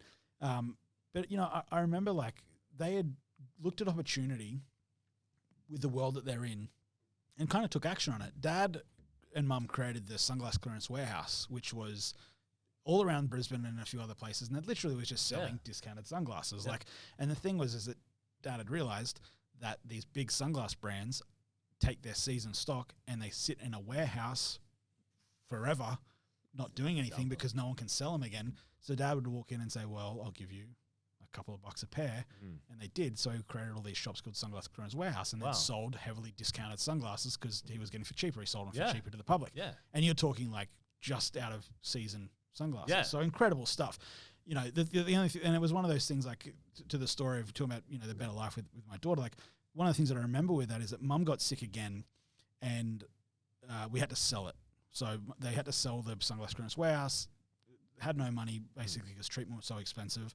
And I remember being in the car with Dad, getting driven to school, and they were broke as fuck. Like they had gone from having everything to having nothing because of just treatment was just so expensive. And that was, it was mum's life, so we're putting everything into it. Yeah. And then I remember being in the car, Dad bought fuel, and at that point he had taken a job to just sell FPOS terminals for St. George Bank, I believe it was. And it's because he just did whatever he had to do to hustler. Yeah, he had to do whatever he had to do to keep money coming in for the family. And then I remember being in the car, and he was going on his day to go and sell these FPOS terminals. Completely unknown world to him. He's always been in sales, but he was never in banking. And he bought fuel. I went in and paid for him, and I bought a packet of gum. And I remember getting back in the car and giving Dad back his change, and he said, "Where's the rest of the change?" And I said, "Well, I bought a pack of gum." And he's like, "Oh, dude." He's like, "We didn't say." He's like, "That is my lot. That's our lot." Like that was, and it was going to be a drink for him during the day, and I'm sitting here with a packet of gum in my hand, and it was like I always remember that. And then not long after that, all of a sudden now life just started getting a bit better and a bit better and a bit, and it was just they were just hustling their ass off to basically go and like. Go and do what they're doing and, create new opportunities for us and then get to the point that we had a better life. So for me, I kind of got through this thing. It's like when I held Emily today and said, I'm going to make sure you have the best life you can. Yeah. Like, I just remembered always being like that in my life with having entrepreneurial parents. We never knew we knew there was ups and downs with certain little things, but like at the same time, they always made sure that they provided everything they could for us. And that's why, you know, I've always been my biggest fans in the world are my parents and that stuff. But they were entrepreneurs that then passed that on to me. And I think it is funny watching an entrepreneurial parent watch their kid as me looking back at myself and like seeing these red flags constantly and like trying to get ahead of me on something, going, hang on a second, that's going to fuck you. Like, and, you know, and it's weird when you also have that mindset of an entrepreneur. You're like, no, fuck that. Like, I'm going to bash through this shit. I'm going to make this work. And you just got to, like, it's just that thing where it's just really tough sometimes, where you just got to work at that boundary of like, you know, the path that you're going on, having an entrepreneurial spirit. But it's, it is interesting to see sort of that pipeline of stuff with the family. I've just always been in that world with entrepreneurs. It's such a different story to mine. Like my parents, hardest fucking working people in the world, working 2 jobs to like dad worked full time, mum worked full time to get through really good schools. Yeah, like just middle class. Yeah, hard-working family, instilled some great values. I mean, just working hard. Yeah, put me through the best education they could, and then I was the first person in my entire family to do university. Yeah, that's incredible. And I literally, in the end, I was a shit student. I was a fucking shit. Like, as in, I was smart enough to do what I needed to do, but I would just do what I needed to do to pass, because I knew I would learn. But I was like, I'm not doing all that work. Yeah. I'm a bad study like that as well. Yeah, and then which is funny that the university gets us to do so. All I wanted to do was be the first person in both sides of my family to ever get a university degree. Yeah, that's incredible. And so I was like, boom, did that. Yeah, made my grandparents proud. That's incredible. My parents proud, and I'm like, what's next? And then got in the alcohol industry, started this, but like I started this business with $180. Yeah, and so. Yeah, and a fuck ton of work. Yeah, and if that doesn't fucking scare the shit out of you once that $180 goes, and it usually goes within the first day because you'll pay for like a registration. No. We'll bootstrap it, man. So I made $180 last a long time. But Jesus. But yeah, like it's very interesting because there's no requirement on what your past is. If you want to have a crack, but you have to be fucking dedicated. Yeah, and that's what I always tell people. Like, it is going to be the hardest fucking thing you've ever done in your entire life. Yeah, but it's the best thing you'll ever do. Yeah, totally. But you need to put everything in. Well, and I think that's why, like, I wanted to share that story with what I was saying, you know, with my folks as well. Like, that is the thing where it's like the amount that you work to try to create opportunity it's the word ethic you parents, like both totally different sides of the fence, and at the end of the day, we both, one of those core values is 100% like flat out excellence, work hard, and even down to the point where you were earlier on going, I did 2 weeks free filming because I fucking love this shit. And that's, like, if you want to get a job in this day and age, like, I'm telling you right now, as someone who employs people, if you go out and go, I want to work for you for 2 weeks because I love your company and I want to work there. Yeah. You got a fucking job at the end of that 2 weeks. Oh, 100%. Right now. Look, I've never, that's the one thing with all this stuff. Like, I've never gone up to someone and said, yeah, you can do this for work. It's like, you know, I've never put it onto someone to say about doing work experience. No. But if someone came to me and said about work experience, if they wanted to, like 100%. And if they put in the hard yards, like I have employed people that have done that. Like, I remember one of the guys that I employed back in the day. Like, you can't train that attitude. You can't train hunger. No, exactly. You know, the thing, and the thing is that what you can see is you can very fucking quickly see when someone isn't hungry. You know, and 1 second. Yeah, and the thing is when they're coming in every single day and they're just doing, you know, when they're walking out at 5:01, which is not a problem, right? If they've blown the lights out. If they're walking out at 4:30 and they've done the work, exactly. Get the fuck out of here, man. Totally. Yeah, do whatever. High the fuck five. You want. You smack that out. I've always said to people for a long time, like, if you do the work and you can nail everything that we need to do, and you have a decision that you want to try to do a different style of work week or whatever, or a different, I'm always okay with that. 100%. But if you take the piss, I'm not cool with it. No. You know, like that's the thing. And I remember I hired one young guy, 19 years old, and he came in originally and did like a test, like a tech test. He was on the tech team, and he did a tech test and he failed it. And I remember the others being like, no, he failed it. No, he's not going to be what we need. But this kid would show up he would follow our social media, show up at activations, and an activation is like a shopping center or whatever, right? Like it's like a experience that kids go, but so they might be there for 2 weeks or whatever they could be, depending on the shopping center.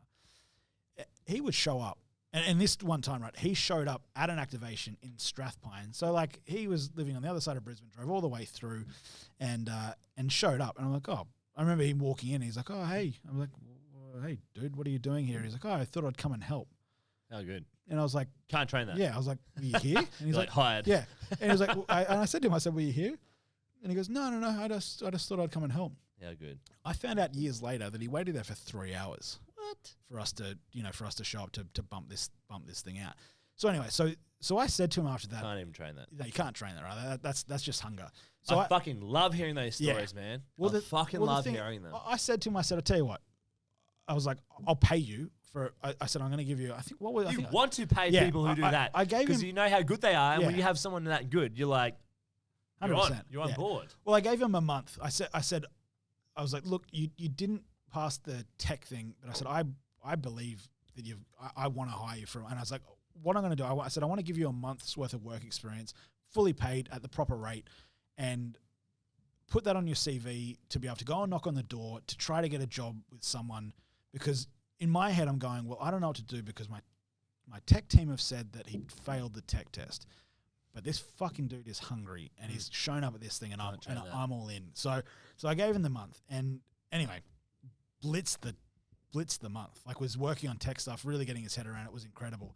And I remember the day he finished the month, he was going to Japan for like, I don't know, fucking a holiday, skiing holiday or something. And I said to the guys, I was like, I'm hiring him.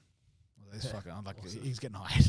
And badass little kids fucking. And the funny thing is, the guys that would just took him on a tech test and said no, turned around in that same time and went, he is incredible. We need to take him. And it was a lesson for everyone in that room in that situation where it was like they shot him down early because they didn't think that he had the tech capability, but he had the hunger and the drive to get in there and understand what was going on in the tech, to get his head around it, to then become one of the best tech people in that company, you know, to do what he was doing. And it was like, I remember one of the memories that I have in doing what I did in the previous company was dropping him at the train station. And I said to him, I was like, so when do you leave for Japan? And he's like, oh, well, I'm leaving tomorrow and then, you know, I'm off for 2 weeks. I said, okay, so what date do you get back? He told me the date. I said, right, so that's a Friday. I said, on Monday, I'm going to need you to come back in and you've got a job. So you're in, come in, do all your paperwork. Yeah. And I remember him getting out of the car and just being like, what the are you fucking serious? I was like, yeah, man, like you're in, like I'm not letting you go. And he ended up being the most incredible person that I feel like worked with me in the company that I had the most love for. And it was a thing of just that hunger. Exactly. Showing up at a fucking, and the thing is showing up at a shopping center, probably like an hour out of his way to go and do that stuff. Like, yeah. Whatever it takes. 100%. Whatever it takes. Yeah. It works so much the same in film as well. Like if you just turn up. Oh yeah. And you just like say your name and you do what needs to be done. People are like, I want you back. Definitely. Work experience is a very interesting thing in the film industry, I think. I don't think that it's a thing that like people like expect you to do it, but it is such any industry. Yeah. Like literally right now, if you want to get a fucking job, you find out what company you want to work for. You find out on LinkedIn who the fucking boss is. You write them an email and go, I love your fucking company so much. I want to work for it. Can I work for you for 2 weeks just to learn about it? Yeah. And if I add value, I'd love an opportunity with no expectation of getting a job. Yeah. You're hired. Yeah, literally, if I get an email tomorrow like that, if there's a position available. 100%. Yeah. And the company currently has the budget. Yeah, exactly. You will be hired. Yeah.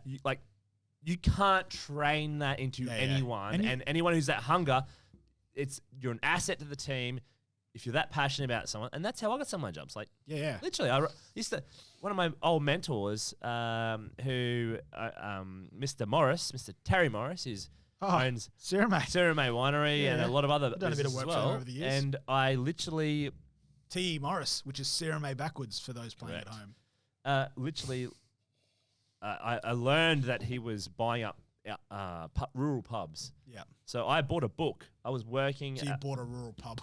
You're like, this could be it. Yeah. No, so I was at university at the time. I was working at Oroton and Ralph Lauren. Yeah. And I literally, I was in a bookshop and I saw a thing. It was like Outback. Oh, sorry, blah, blah, blah. How's that fucking Outback? Outback. We can edit that out. Yeah. Fix it in post. Outback pubs of Australia, like the best Outback pubs. Pugs. Yeah, it's a book about pubs. Dogs. It was in Australia. Yeah, it's a book about dogs in Australia. Like legitimately. Yeah. Bought that book. It was $109. I'd fuck all to my name. Yeah. I was on casual work, Yeah. full-time uni. Bought that book and I went, I'm gonna do it. Gift to a mentor. So wrote him a message in the book. I said, "Hey, Mr. Morris, hope this finds you well. I heard you were buying pubs. I just thought about you and blah, blah, blah. That's incredible. Blah, blah. Here's my contact details. All the best." Sent it. No expectation at all. He calls me from the Whit Sunday. He's leaning off his private jet at the time. Yeah. It's like, and I was working at Oroton at the time, and I was like, phone rang, and I was like, probably like 3 weeks later. Yeah. And it was like, private, no, it was a normal number. And I was at work and I said, "Hey, to my boss, hey, can I just take this phone call real quickly?" And she's like, "Yep, awesome." Picked up, "Hello, Luke speaking. Hey, it's Terry Morris here." I'm like, holy fucking shit. Yeah. I'm like, I just wanted to say thank you so much for the gift. Yeah. It's amazing. I said, "Well, I heard you, blah, blah, blah. By the way, while you have it on the phone, I would love for you to be my mentor. Can you? Awesome. Can I take you out to breakfast or something in the next month?" Yeah. And I want to touch base on. I've been researching your company and I want to see if I can give you some value adds. I've seen some gaps in the market. Blah blah blah. Yeah. Wow. Absolutely. Wow. I'm not like I want to pick your brain so I can fucking smuggle stuff out of you. No, I want to add value. Yeah. So I'm like, hey. He goes, absolutely. Call me in 2 weeks and we'll organize a meeting. Hang up. Anyway, I ended up getting a job with them. Yeah. And he was my mentor for a couple of years and brilliant man, like awesome. But I had to I didn't have $109. It was like on credit card, like shit. That's like all this work plus rent plus uni fees, bad credit rating over that book, plus on the piss at the pub. Like it was insane. Yeah, totally. You know, like you know. I feel like we've gone way off track. I feel like we need to go back onto some virtual reality shit here. No, but we're not though, because we're still talking about like, you know, the stuff with like, and it's interesting about mentors. Like, it's stuff that's passionate to us both. And I think the thing is, I'm a little bit tipsy. The thing is, I can talk about virtual reality and all that stuff all day. But the one thing that I think, whether I was creating tech, virtual reality, immersive tech, XR, whatever the hell you want to call it, what we're talking about right now is the reason why. Yeah, it's a passion and love. Like what you're doing and what I'm doing is the reason why there's been the success of stuff that we've been able to do, right? Like it's one thing to have an idea, but I think people just really need to understand like that understanding of a mentor and people around you. Like, again, I keep talking about off mic. It takes a fucking long time as well. It does. And I suppose pulling back to your entrepreneur versus entrepreneur, it comes down to time. Because guess what? Facebook was around longer. Yeah. I was in America when Facebook kicked off. Yeah. Like I was in Georgia, Atlanta. Yeah. I had Facebook that was only available to United States colleges, and it was nothing. Oh yeah, absolutely top of my mind. Look, we need to get back to the virtuality. So what I want to ask you, right? Well, the only one thing I was going to say, just on that little thing is. Dude, did I say way more of that than I was supposed to? Is the... Are we going to finish this or... I reckon we might keep going till tomorrow. I just did. No, absolutely not. Is the thing of a mentor... This is scary, actually. How the fuck did we just finish a bottle of proper 12? Yeah, right. That was like... I've been... Oh. Yeah, anyway.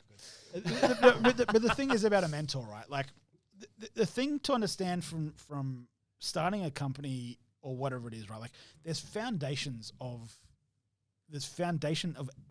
elements inside a person that you need to grow to really actually take what you're going to do. Is it like when we talk about the kicks in the teeth, like I always used to joke. And a mentor is not just a baller. It's fucking, hey, you go to work and you have a good boss. Yeah.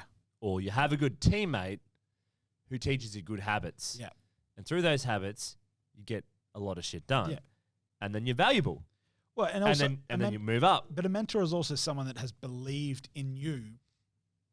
Not necessarily. Well, no, but the thing is, if they're taking the time to sit there and actually sit down with you and talk you through things, you've added value to them because at the end of the day, anyone who's really successul, I am not successful yet. I disagree. I think you've created something that's extremely successful, and you're not in my eyes from where I want to be. Yeah. But you and I want to add value. To whoever I interact with, right? Yeah, totally. And so whether it's our customers through our products, whether it's someone who I need to learn off, I want to be able to add value. So that's what makes it great. Yeah. And from that, if I learn something from that, that's a small bit of success I can chunk out. Well, it's life as well, right? Like the thing, if you think about anything that if you have a product and you're going to try to sell something to someone, one of the worst things you can do is go sell them. Hi, I'm here to talk to you about a product that I have that could change your life. I'm going to sell you this pen. Yeah. Oh, dude, I hate that shit when people do the pen thing. The funny thing is I actually got taught from Jordan Belfort for a week. Oh, wow. Yeah. That was not how we did it. He used to do that. That's why it's a funny thing. Yeah. It's not see this pen. He was actually one of the most amazing business minds I've ever met. Like I literally felt like I've heard good things, but the dude is also. The stories you heard and the stories you saw on Wolf of Wall Street are the tame ones. Like he is a wild motherfucker. The movie is a pretty accurate depiction. No. One of them. We will get Jordan Belfort on here. Absolutely. Is he in Australia still? No, he was only here for a short time. He's in Cali. I remember when they cracked the shit. He's flying around a private jet at the moment. He actually. Let's hope he's not flying the jet, the helicopter. Nah, he's all good. I learned a lot from his mistakes, and he literally changed some of the. I learned a lot from his mistakes. That's one of the most brilliant things about mentors. And I got to spend a week with him doing sales and entrepreneurship, and literally when I was learning of him in regards to deal making, I could feel. I remember I was sitting in this thing, in this seminar. There was like 30 of us. It was before he was famous, before Wolf of Wall Street blew up hardcore. Oh, was it? I thought he came to Brisbane after that shit. Book was out, first book, not number 2, no movie. Really? And so I remember speaking with him and get my photo, and I was like, dude, it was amazing. But I remember sitting there, and he was talking about deals. I could feel like new neural pathways connecting. Yeah. I was like, holy fuck. Yeah. Mind blown. It's a weird thing when you have like passion, and you're talking about someone about something that you're obsessed with. And I think for him, not knowing the guy, I think the thing which he seems obsessed about is selling, and just like that's why I think he says about the pen. Well, he was the first person who made me, because I'm a salesperson. Yeah. Love it. But people in the past have been like, there's so many fucking dodgy salespeople. You like go to the door, like knock, knock, knock, or never trust a salesperson. That was one of those lines. Yeah. It's because they were unethical. Yeah, he did that, so I learned those lessons. But when I learned from him and all those lessons that he pulled through, it was ethical sales, and literally broke it down into his sales system. Yeah, but it is the customer these days is so smart. If you cannot pull together the number one person, trust, love, don't bullshit the company, love and trust the company, love and trust the person, and as long as you can afford it, you'll buy. If you are trying to persuade someone in the old school dodgy tactics, no, it's not going to happen. So just don't bullshit. So that's the biggest thing. If you're, transparency is the key, my friend. This is one of the things that, and I have had a couple of young guys that have come through the company that I brought in under my wing on stuff. And one of the things that I have always said to them from the beginning is that, and I said it because I was like, like I have walked away from deals that I refuse to do from our side of the company. 100%. Doesn't work. Because it's going to add no value to the customer. And the reason is the moment that's you do ethical those sales. Deals, because the thing is, right, educate. Yep. And if they can't, if it doesn't benefit them, so the reason why most people fail in sales like in a sales role. Yeah, yeah. It's because they're calling unqualified leads. Yeah, totally. The number one thing in sales is you qualify out the people.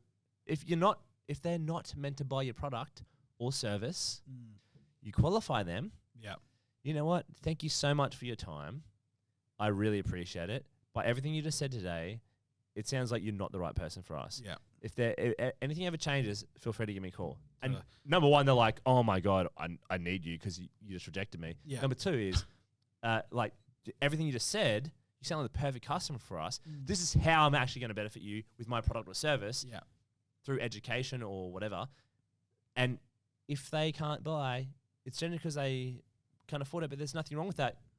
You've educated them, and when they are in a position, that's exactly what I was about to say. When they are in a position, they'll come back. They will come back because you were 100%. honest, you're ethical, and you tried to help them. And you know, one of the things that I'll say in business, right? When I have got to the point that, I'll say this, right? Like there have been times in business where like there are deals that have come through that could not have fucking come a better time. Yeah, like every day of the week. Yeah, right. Like, you know what I mean? Like, could not have come at a better time. Saved your fucking ass, right? Because, man, I mean, I made like $1 on my bank account. Yeah. Had to pay everyone, just like.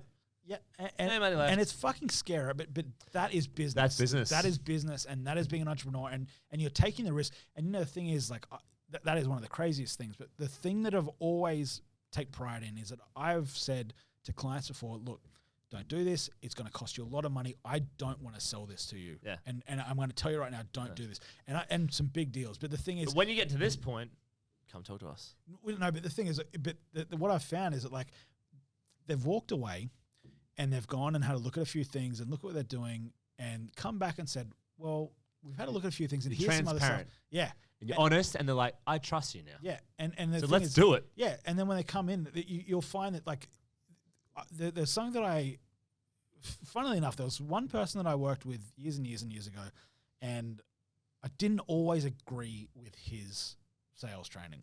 Still to this day, I don't agree with his sales training.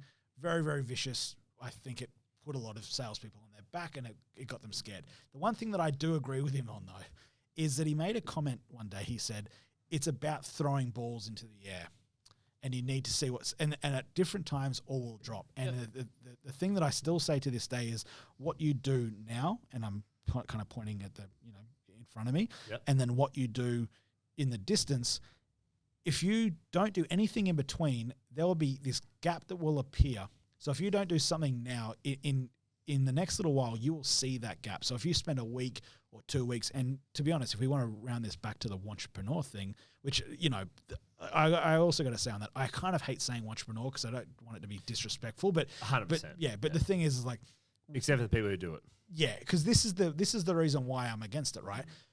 If you spend, well, let's explain to everyone. So the reason Don't why, let me forget what I was talking about. Yeah. So entrepreneur for us, like a true entrepreneur, like Elon Musk, or someone who's puts everything on the fucking line. Like you've done everything. It's your life. Yep. If you fail, you have burned every single fucking bridge in the entire world. So you're done. You're fucking done. Yeah, and not intentionally burnt the bridge. No, you've just. What?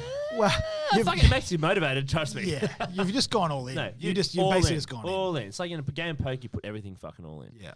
So, and for me, a entrepreneur is someone who working a good job, wants to be known as an entrepreneur, starts a side hustle, good idea, doesn't execute. And for that, or posting shit on Instagram and stuff like that, and it's just like, you're not an entrepreneur. Yeah. People that have ideas without execution. Yeah. Correct. And it's a want. I want to be an entrepreneur, but I do not want to take the risk. With a footnote. Which it is fucking scary. Yeah. So I understand why you don't want to take the fucking risk. Yeah. But you're not an entrepreneur. Well, you could be a great business person. Here's the footnote that I'll say. Okay.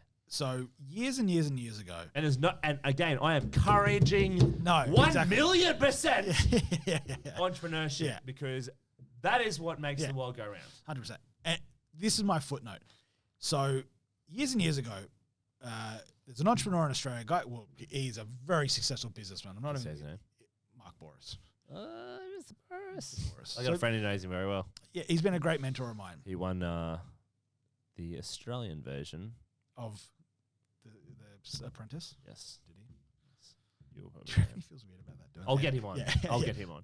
Yeah, he's a good dude. Yeah, he is. Okay, so and I remember sitting in his office in Sydney, and I met him through. And don't let me forget my story that I was trying to say before, which I feel like I've forgotten About the virtual reality with the prostitutes. That's what it was, actually. It was a sex Funnily industry. enough, It was a sex industry. What was you? We will be getting I onto told that. you not to let me forget. What was I should have made a note. I'm sorry, I didn't. Come on. Damn it. Come on, Hayden. Damn it. I really wanted to say that. Anyway, okay. So Mark said to me, so I met Mark at a charity He'll come event on. that I'd set up. It was a Leukemia Foundation, Variety. Is he a good guy? He's a lovely dude. Yeah. Great dude. Awesome. Lovely dude. Roosters supporter. Yep. Ooh. Wow. Hey, they got Sonny Bill Williams. They got now. Sonny Bill Williams, Oh, and they might be in for a third premiership. So, They played grand final. yeah. Exactly. Corona. So anyway, so he made a comment to me years and years and years. 2012, this was. I'd met him at this.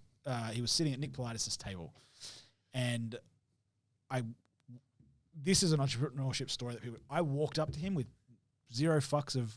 He could tell me to fuck off, and I thought I'm just going to go talk to him. And I said to him, "Mark, how are you, mate? I'm Sam Hussey. I just wanted to say thank you very much for coming to this event." And he said, "Oh, right. Were you behind?" And I said, I helped with the Leukemia Foundation creating this, and it was AP Eagers, the card that we had, right? Yeah. I helped get the deal of the Leukemia Foundation, and another friend of mine had helped get the Variety side of things onto the partnership thing. So it meant at the end of the night, it created like $250,000 for those charities from that night.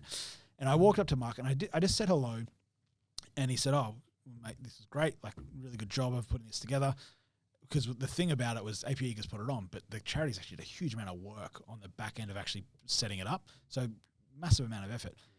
And I just asked him a question. I said, "Look, I really just want to fly to Sydney and sit down with you with an hour. If I could please take just an hour of your time. And I just want to ask you a few questions, and I want to run a few things by you and just see what you think."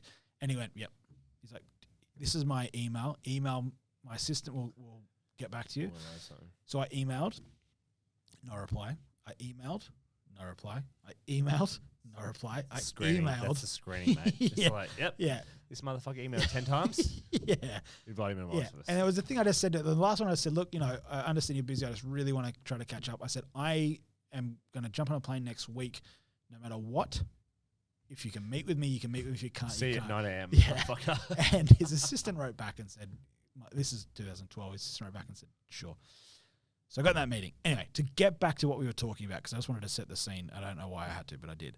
I'm sitting in that meeting with him, and he made a comment to me. He said, "Look," and it was like talking about having a job and wanting to start a company and starting a company. And he said, "One of the things that I would recommend is the moment that your company, the company that you're creating, the salary of it outweighs the salary of your company, then jump ship." Never listen to him. I would also mention I did the total reverse. However, Numbers lie. Yeah. I never listened to him. Who they did. Yeah, but the thing is that if the 2 hours later. yeah. But the thing You're I on want a to park bench. shivering or something. yeah, exactly, yeah. But the thing I want to say about that, right? Like that whole you having a job and building a company on the side still makes you an entrepreneur. The thing that I think, to your point, was you have to be doing the company as hard, if not harder, still doing a good job for your company that you're at, so they don't kick you out the door. But you need to be working. It's like a 24-hour thing. Like, you sleep when you can. When I started the Bearded Chap, I fucking quit my normal full-time job. I worked from 6 a.m. That was my my whiskey glass. I started working at 6 a.m. Until 1:30. I worked full-time in the Bearded Chap. And at 2:30, I started my bar job, because I always wanted to start a bar. And so I wanted to learn how people stole from me. So I worked at a bar. A big mainstream bar. So I was like, yep, sweet. And I worked from 2:30 till 2 a.m. Every night. Wait, 2:30 Arvo? 6 a.m. in the morning. Yeah. Till 1:30 p.m., 2:30 in the afternoon, I would start my job at the bar. I would work until 2 a.m. I would have my sleep, which you can work that out. Yeah. And I would start again. And I did that for 1 year. Yeah. And because I did not want to draw any stuff in the company. And people were like, you're fucking insane. I was like, no. And then I got a break. We got an In-Style magazine for Christmas because we were the very first beard grooming product company in Australia. Yeah. So, which is amazing because pretty much every single one of our competitors either bought our product, tried to reverse engineer it, or was once our customer. Yeah. So it's an amazing thing to be in. Well, I knew about you before. I used your product before I knew you. Yeah. Yeah. Exactly. Yeah. So, but it still fucking blows my mind because literally I remember when I took the plunge where I had enough money, again, working full-time, and then I went, I packed up my Jeep, the big chap Jeep, put my printer in the front seat, put all my stock that I had in the back, removed the fucking rear chairs, drove rear chairs. He had a shirt collection that was unbelievable. Went from Brisbane to Melbourne. Yeah. Then I visited the top 30 barbers in Australia. Yeah. By GQ or someone. I got 28 of them. Yeah. In 1 week. Fuck. It's a big drive too. Most of those people are still our customers today. Yeah, it's incredible. I remember rolling into some of and the best customers are the ones who are like, we don't fucking need this. What the fuck is beard oil? Yeah. And they're like, and I explained to them, and they're like, done. Still our customers to this day. The best people ever. Yeah. So, but I put everything on the line. Yeah, yeah. I was 26, 27. Yeah. 26 when I started the business. And, like literally so much fun. I slept on the side of the road in a swag. Yeah, because I was going to say, can I ask one thing? You put everything on the line. Did you think about the kick in the teeth that will happen if it failed? Fuck no. Yeah, because I know that I work hard enough where I'll get a job with anyone tomorrow because I will work for you for 1 week for free. Yeah, yeah. I'll show you what I can do. And guess what? You won't want to let me go. Yeah. It's a weird. That is the one thing which is when you. But I learned all that now. Yeah. I'll never work for anyone again. Yeah. Guess what? If everything fell apart tomorrow, wake up tomorrow morning, and we will have a brand new company with the exact same thing. Bearded, arseless chaps. Oh, is what it would. Well, no, bearded chap gin. Bearded chap gin. That's where we're at. That's where we're at. Either is a good idea. I still think my idea. Well, is lucky it's trademarked. Yeah, lucky it's trademarked. Yeah. Look, but getting back to virtual reality, right? Yeah. So we're still, in COVID. Yeah. We're in COVID. Yeah. What does it hold for now into the future? Like you're working on some top secret projects, and you can reveal what you want to reveal. But like, where does virtual reality, augmented reality go from here? Like, look, personally, I am obsessed at the moment about how people can access this stuff. Mm-hmm. And what I mean by access is like, I'm trying to get my head around the cost, the ticket cost of someone purchasing this kind of tech, and I'm trying to get my head around the way in which people can access this kind of content, right? At reasonable price. At reasonable prices, because the thing is, because you were talking earlier tonight, it was like you were at the cutting edge. It's like fuck off money. Yeah. Yeah. Look, what's fuck off money as well? It's like so the biggest deal that I probably did in the last couple of years on that stuff was it was $1 million. It was $1 million one deal in. What does that get you? 9 months. That got a virtual reality experience training around high risk situations. So it gave the company the ability to put on a VR headset, train their staff against situations, whether should that staff member make the decision to leave, or should that staff member say a few different things that helps the patient that's in front of them to calm them down and actually stay. So what about gaming? What industry was that in? It was in mental health. Yeah, wow. Yeah, so it was in mental health. So it's got some pretty fucking big repercussions. And it goes back to the thing I was saying to you before about the 4 times faster than in a classroom. It's memory recall, right? Like I did a deal. Well, here's it. I did a deal with Tennis Australia. Yeah. very, very early on in the company. Sorry, I just want to pause right there.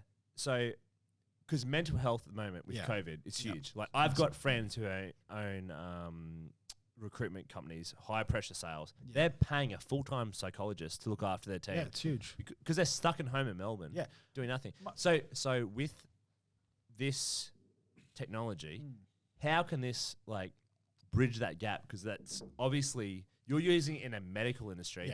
How can it be applied to? Yeah, I'm talking about the company that exited here. But the thing is that was used around putting VR headsets into training classrooms around Australia, very heavily first around one state and then expanding around Australia. But it was about people that were getting trained to go into high-risk scenarios. And look, high-risk scenarios, unfortunately, the thing that breaks my heart around the topic of mental health is that people are going into scenarios where, unfortunately, people are having episodes. And that's a really scary situation sometimes for someone to go into, because the episode, as much as the person that's walking into that room wants to help, the scary part of that reverse side of that situation is, unfortunately, that person could be having an episode and could accidentally hurt the person that's walking in. Not intentionally, but they could hurt the person that's walked in. And 100%. That is a scary thing for both parties of that situation. So what we were creating was a virtual reality situation to train the person that was walking into the room to understand trigger points that would then allow them to basically... So you're pre-training people to deal with mental health customers almost, or clients? Clients of NDIS registered agencies. It's amazing. So what a great learning tool. Look, it was one of the it was to this day it was one of the greatest jobs that I feel like I brought into the company, my previous company.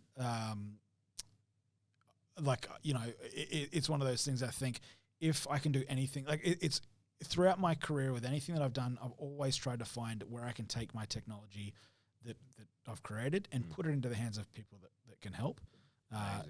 Look, I say that when I just mentioned that the job had a big price tag around it, but the thing is, it was a massive job. Like mental health is huge anyway. We literally had an entire team working. Our entire company working. Come back to it. So where do you see COVID? Because augmented and virtual reality is just put it on in another world. In this day and age, in the last fucking 9 months, where do you see it being? Because it's got so much potential. Look, So. Sorry, I'm gonna go to the bathroom. Yeah, so am I. Yeah. Yeah. Well, you go first. Yes. Well, there's two. I'll talk with Hados. Although I didn't want to stop because we can all go at the same time. No, that looks weird. Yeah. I'll pee between your legs. It's so funny though, because whenever I take these off, it's like I was like, oh, check the cameras and stuff. Put it back on. It's like take these off, and then talking to the microphone. It's like it almost like brings you back into a conversation, especially when you're like a few meters away from someone. You're like, mate, so excited for this first one. And by the way, if you're listening still, I just want to say an absolute massive thank you to you for the support of our company, and I hope this adds value. And if you are enjoying what you're listening to right now, even though a little bit tipsy on proper 12, I would love... the only way to be. Yeah, please. We don't ask anything from you. We don't do any advertisement. Just give it a listen. Just please share this on iTunes and YouTube, etc. And comment who you'd like to see. Yeah, exactly. If you've got anyone interesting, we'd love to know about it. But yeah, just the fee for listening to this, again, we don't do any advertising. We don't do anything to gain money from this. Our fee we ask for is that you refer a couple of people and tag us in on our social media or your social media. Of course. If you like the stuff. If we're a piece of shit and you don't want to listen to us ever again, don't fucking listen to us. Yeah. And both are fair calls. Absolutely. Yeah. But anyway, I'm gonna swap out with Sam right now, tag team. And you're gonna continue explaining about I have a couple of questions and experiences like the show is. All right. Okay. I'll leave Hados with you. Yeah. Back. a few years ago, I did some freelance video for a company called Immerse Enterprise. Oh yeah. I think maybe it was that called. Anyway, freelancing and it was awesome. And they introduced me to this thing called Superhot. Yeah. Have you played that? Yeah. And like that was like before I'd done that like walking plank to the elevator. That was my first experience with Superhot's cool. Well, the ability to kind of like slow down time in a virtual reality experience. And the weird thing is like visually slowing down time, but you're still moving in the same thing. But your ability to still slow yourself down to do it, like It was like when you shoot, it fastens. When you move, it fastens. That sort of stuff. That was awesome. My roommate actually has Oculus Rift. The beauty one right now is the Oculus Quest wireless. Like wireless headset, under $1,000. Look, the thing that I've always said for years from the beginning of this thing is like I've always thought VR is very much like the DVD player back in the day. And when the DVD player first came out for me, I don't even know how old it was, but I just remember it being like $1,200. Yeah, super expensive, and we had VHS we just had VHS forever. And then I just remember walking to a Crazy Clark's, and then the DVD player was $39. You know what I mean? Like all of a sudden, every house had a DVD player. Like you went through the point. Flooded with it. Yeah. And I think that the thing with VR is the tipping point between every house having a VR headset is the scenario where the headset becomes a price point that is able to be accessed by, commercially viable. Exactly. Yeah. Lower to medium income families that can access those sorts of things, but at a quality. Yeah. The $39 headset, $39 DVD player that I spoke about, played a DVD the exact same way that any other DVD player would play it. Yeah. And I think that's the interesting thing. So providing you had the TV to view it properly. Yeah, exactly. Yeah, probably, yeah. So that my point of VR, right, is like, well, the thing is the new headsets, you don't even need that TV. Right. Like, true. Yeah. So that is the viewing. That is the viewing thing. So Yeah. the TV really is for the third person watching. Yeah. The second person watching. Yeah. So look, I think that there's an incredible pathway for virtual reality to extend into the world of where it's heading, and it will. Look, I think the big thing is that Corona hasn't helped anyone now. Like in terms some of people. I'm back. Zoom has gone off. Zoom. Yeah. Well, what is a $43 billion company now? Yeah. And Eventbrite has gone to the ground.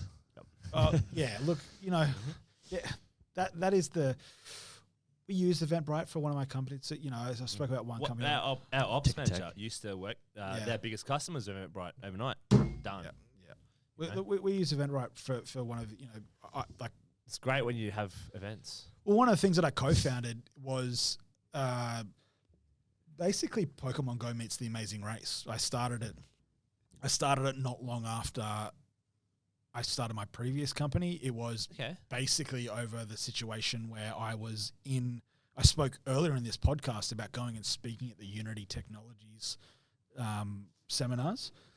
And so I was there and wanting to build my company into Southeast Asia. I got on LinkedIn and it was just like filter Southeast Asia, Singapore. And then I was like, going through to people say, hey, I'm in Singapore. I'd love to catch up and talk, blah, blah, blah.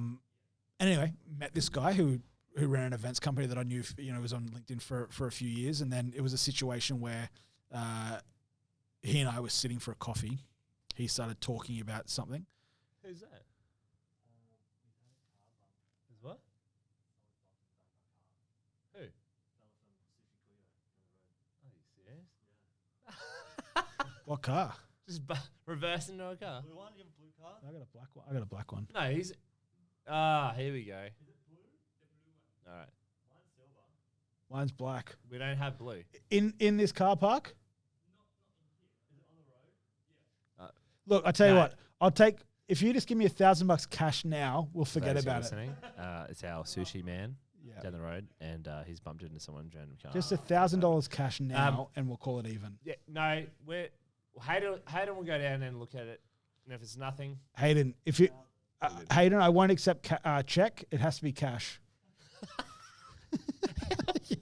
I'm all nights, bro. I know. So for those who are listening, so we have a sushi place down the road. Awesome crew. Go over. Great sushi. Chicken karaage. Is it? I love a good chicken karaage is amazing. I gotta stop. So he's rolled up into the office at what time is it? 9:08 p.m. Yeah.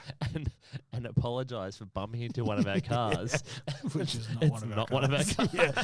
However, I did try to do a deal for $1,000. Oh my god, you fucking dodgy! Yeah, I did try to do it. However, I would have said to him, "I want you to keep that $1,000," and to realise I've just bought a bar of gold. That is your savings now. I just bought crypto. So, moving to the future, where does all... I hadn't finished my event story. Well, I went to the bathroom, so... No, you were in. I was talking about it. I said you're talking about Eventbrite. Oh, yeah. Sorry. I said that second. A little bit drunk now. No. And we should probably... Yeah, we'll wrap this up in the next half an hour. Or crack another bottle, whatever. Go on. They're right there. Hey, as long as the chat's good. Yeah, exactly. Again, I hope... like I said tonight, this is our first podcast, so... And potentially the greatest. I hope that we're providing some good insights and a bit of value for you guys as well. Yeah. So if you do like what we're talking about, absolutely share with one of your mates or tell us to fuck off. It's all good. Yeah. Look, I think the one thing that I hope for me sitting in a podcast like this, like,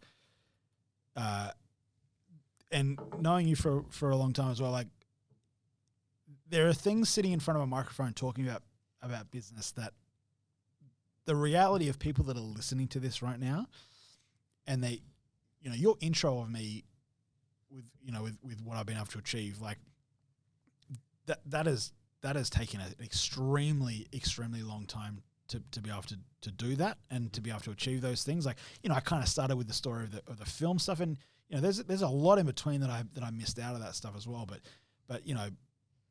love it or hate it, for anyone that's listening to this podcast that wants to go and do the entrepreneurship journey, the one thing I'll say is 100% do it. The one thing I will also add is, if you're going to go and try to take that journey, just understand that it's a motherfucker. Oh, it will kick you so fucking hard in the teeth. But it's worth it. It is worth it. Worth it. That is so the one. fun. That is the one thing about it, right? Like, you have to understand that whatever you're deciding to take that journey on, and what I hope is that someone that's listening to this, right, is making the decision to do something or thinking about something. And I really hope you Kicks are. them over the edge. I really fucking hope you are.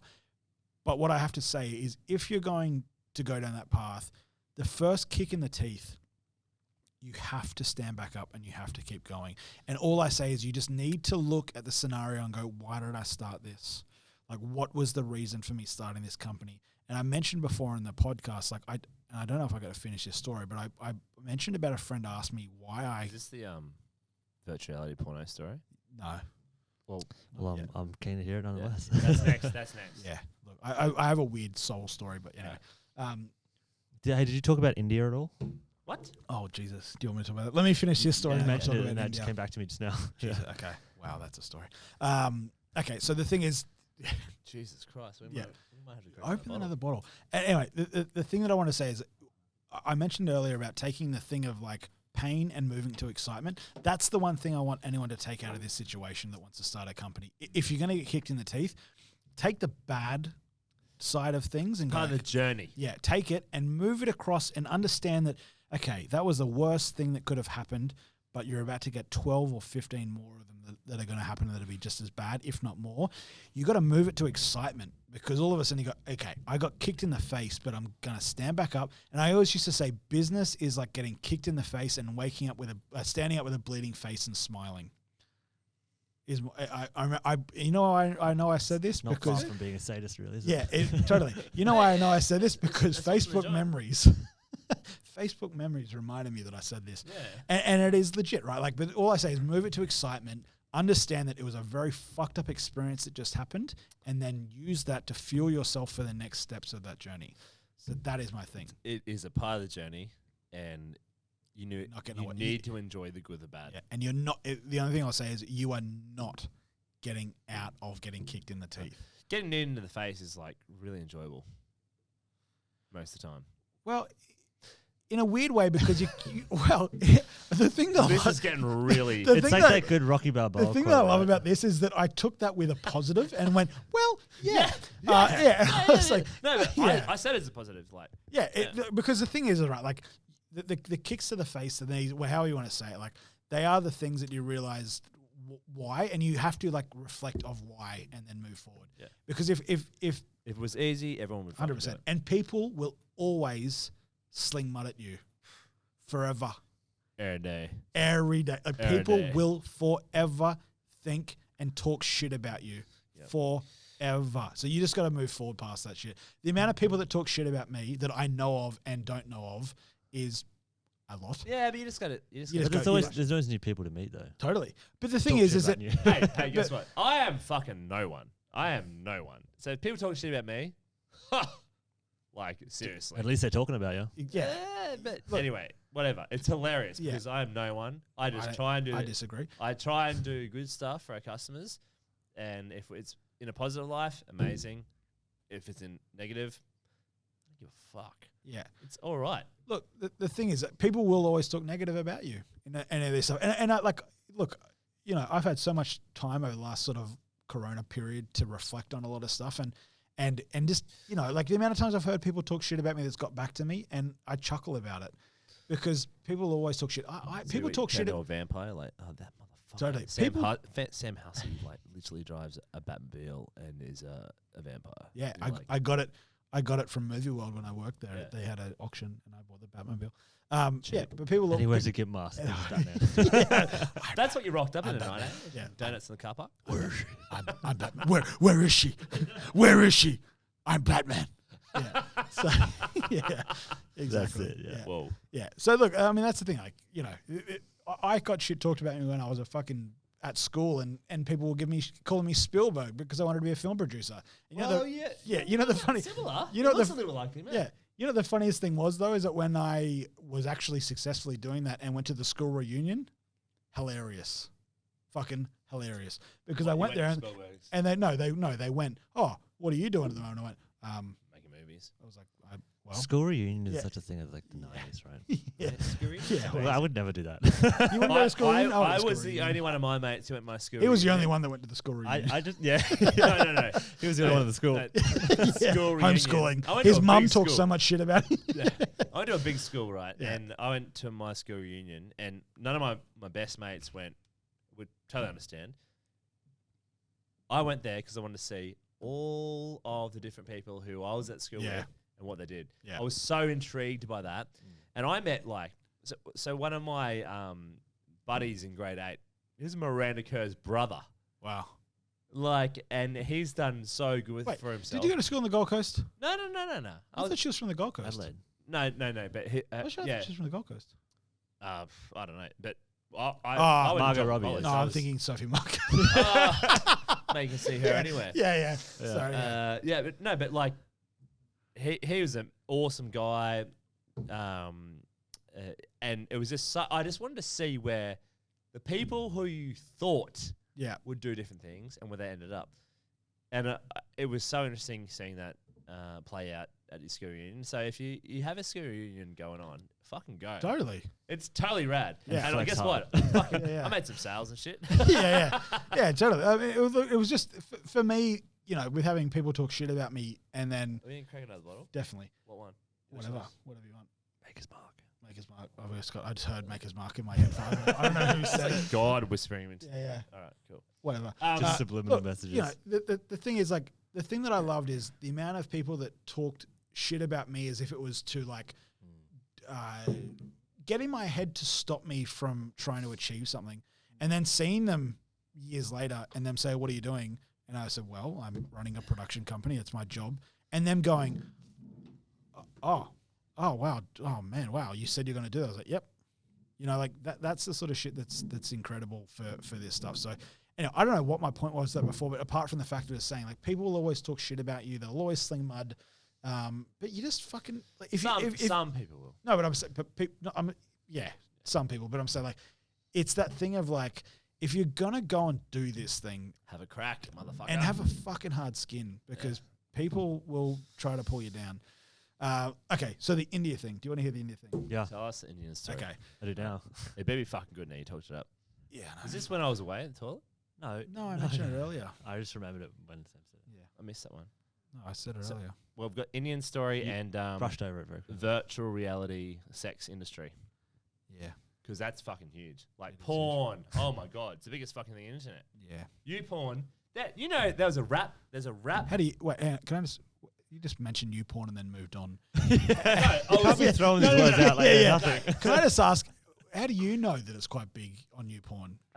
So I bought a headset. are you fucking, yeah. No, so there is a rap group I saw the other night. Hold on. I That just made sent it to porno. one of my mates. Is So- your mic on? Is his mic on? No, Mine? am I just talking? In Oh, no, real- yeah. Sorry. I actually turned Luke's down because it's Yeah. too loud. I'm just. Am I talking too close to mine? No, yours is good. Okay, good. Wait, hold on. So I was You quickly looking through your you porn no, history? it was at 2 a.m. in the morning, and I was like, you porn. Yeah. Yeah. I was at, Yeah. I was This at morning. work. I was Yeah. at It was at work. 2. Oh, actually, no. So that's I'm 2 sorry. p.m. That's 2 p.m. Yep. Yeah, hold on. Yeah. That's what that smacking was in the toilet. I was at work. So whatever. I was like 2 a.m. I was having a break. I thought someone's running through the office. Yeah, I was.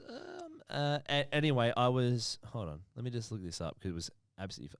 So I came across. It was a Vice documentary Oh yeah. about this Sex workers. UK fucking group called Wow. Bad Boy. Aggressive towards UK. Yeah. No. When you understand, it's called Bad Boy Chiller Crew. Bad Boy Chiller Crew, and it's these bunch of northern. Like drill rap. Yeah, so it's called though. It's got a special category. I'm gonna click. I sent it to Scooter, one of my best mates. As in Scooter, like McEnroth. Scooter, No, like the yeah, old DJ. No, not that. Hey, what are you doing, So, What? so no. You don't remember Scooter? Yeah. Scooter, Are you ready? Are you ready? Scooter. Why did you no. go Jamaican? That sounds Rastafari. No. Really? it's- Nah, it's so Scooter. It's the Scoo- old. Scooter is one of my best mates. Da-da-da-da-da-da. I've known him since grade 3 or 4. Wait, have we confirmed whether it's the same or not the same Scooter? Not the same. Scooter. Ah, He's okay. Australian. That's a shame. There's no accent. That's a But shame. it's good. Bad Boy Chiller Crew, right? And it's like It's like Drill. no, Grime? I think they call it bass To the place, London. rap, and it's like comedy drill, Uh, northern. Oh, here we I'm go. just sliding my you glass gotta get this over one, because mate. the Maker's Mark has been airing like you wouldn't believe. Whoa, Jesus. We're not here to fuck Spider. yeah. yeah. Hate For him, that, so. for those at home that aren't watching the video, a big glass was just poured. I'll be watching it. Well, we were. Oh, we will. Anyway, so Mash, mash. it's called Bad Boy Chiller Crew, and it Let me is get this. badass. Can we do stuff on I don't know. computer? Probably not. Can we Sure, try it? maybe one day. Can we try it? I think, like, Can we, like, I can have a go. yeah, let's have a go. What? Wait, Whatever. what's it called? It's called Bad Boy Chiller Crew. I've got it here. Hang on. Like, I can play it. Play it in the, yeah. Bad. That'd be good. Yeah, play it. As long as we don't, like... Yeah, Bad Boy Chiller Crew. All right. Just don't smack it too hard.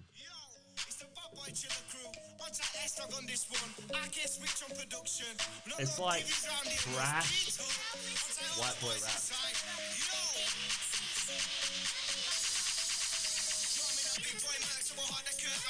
It's club.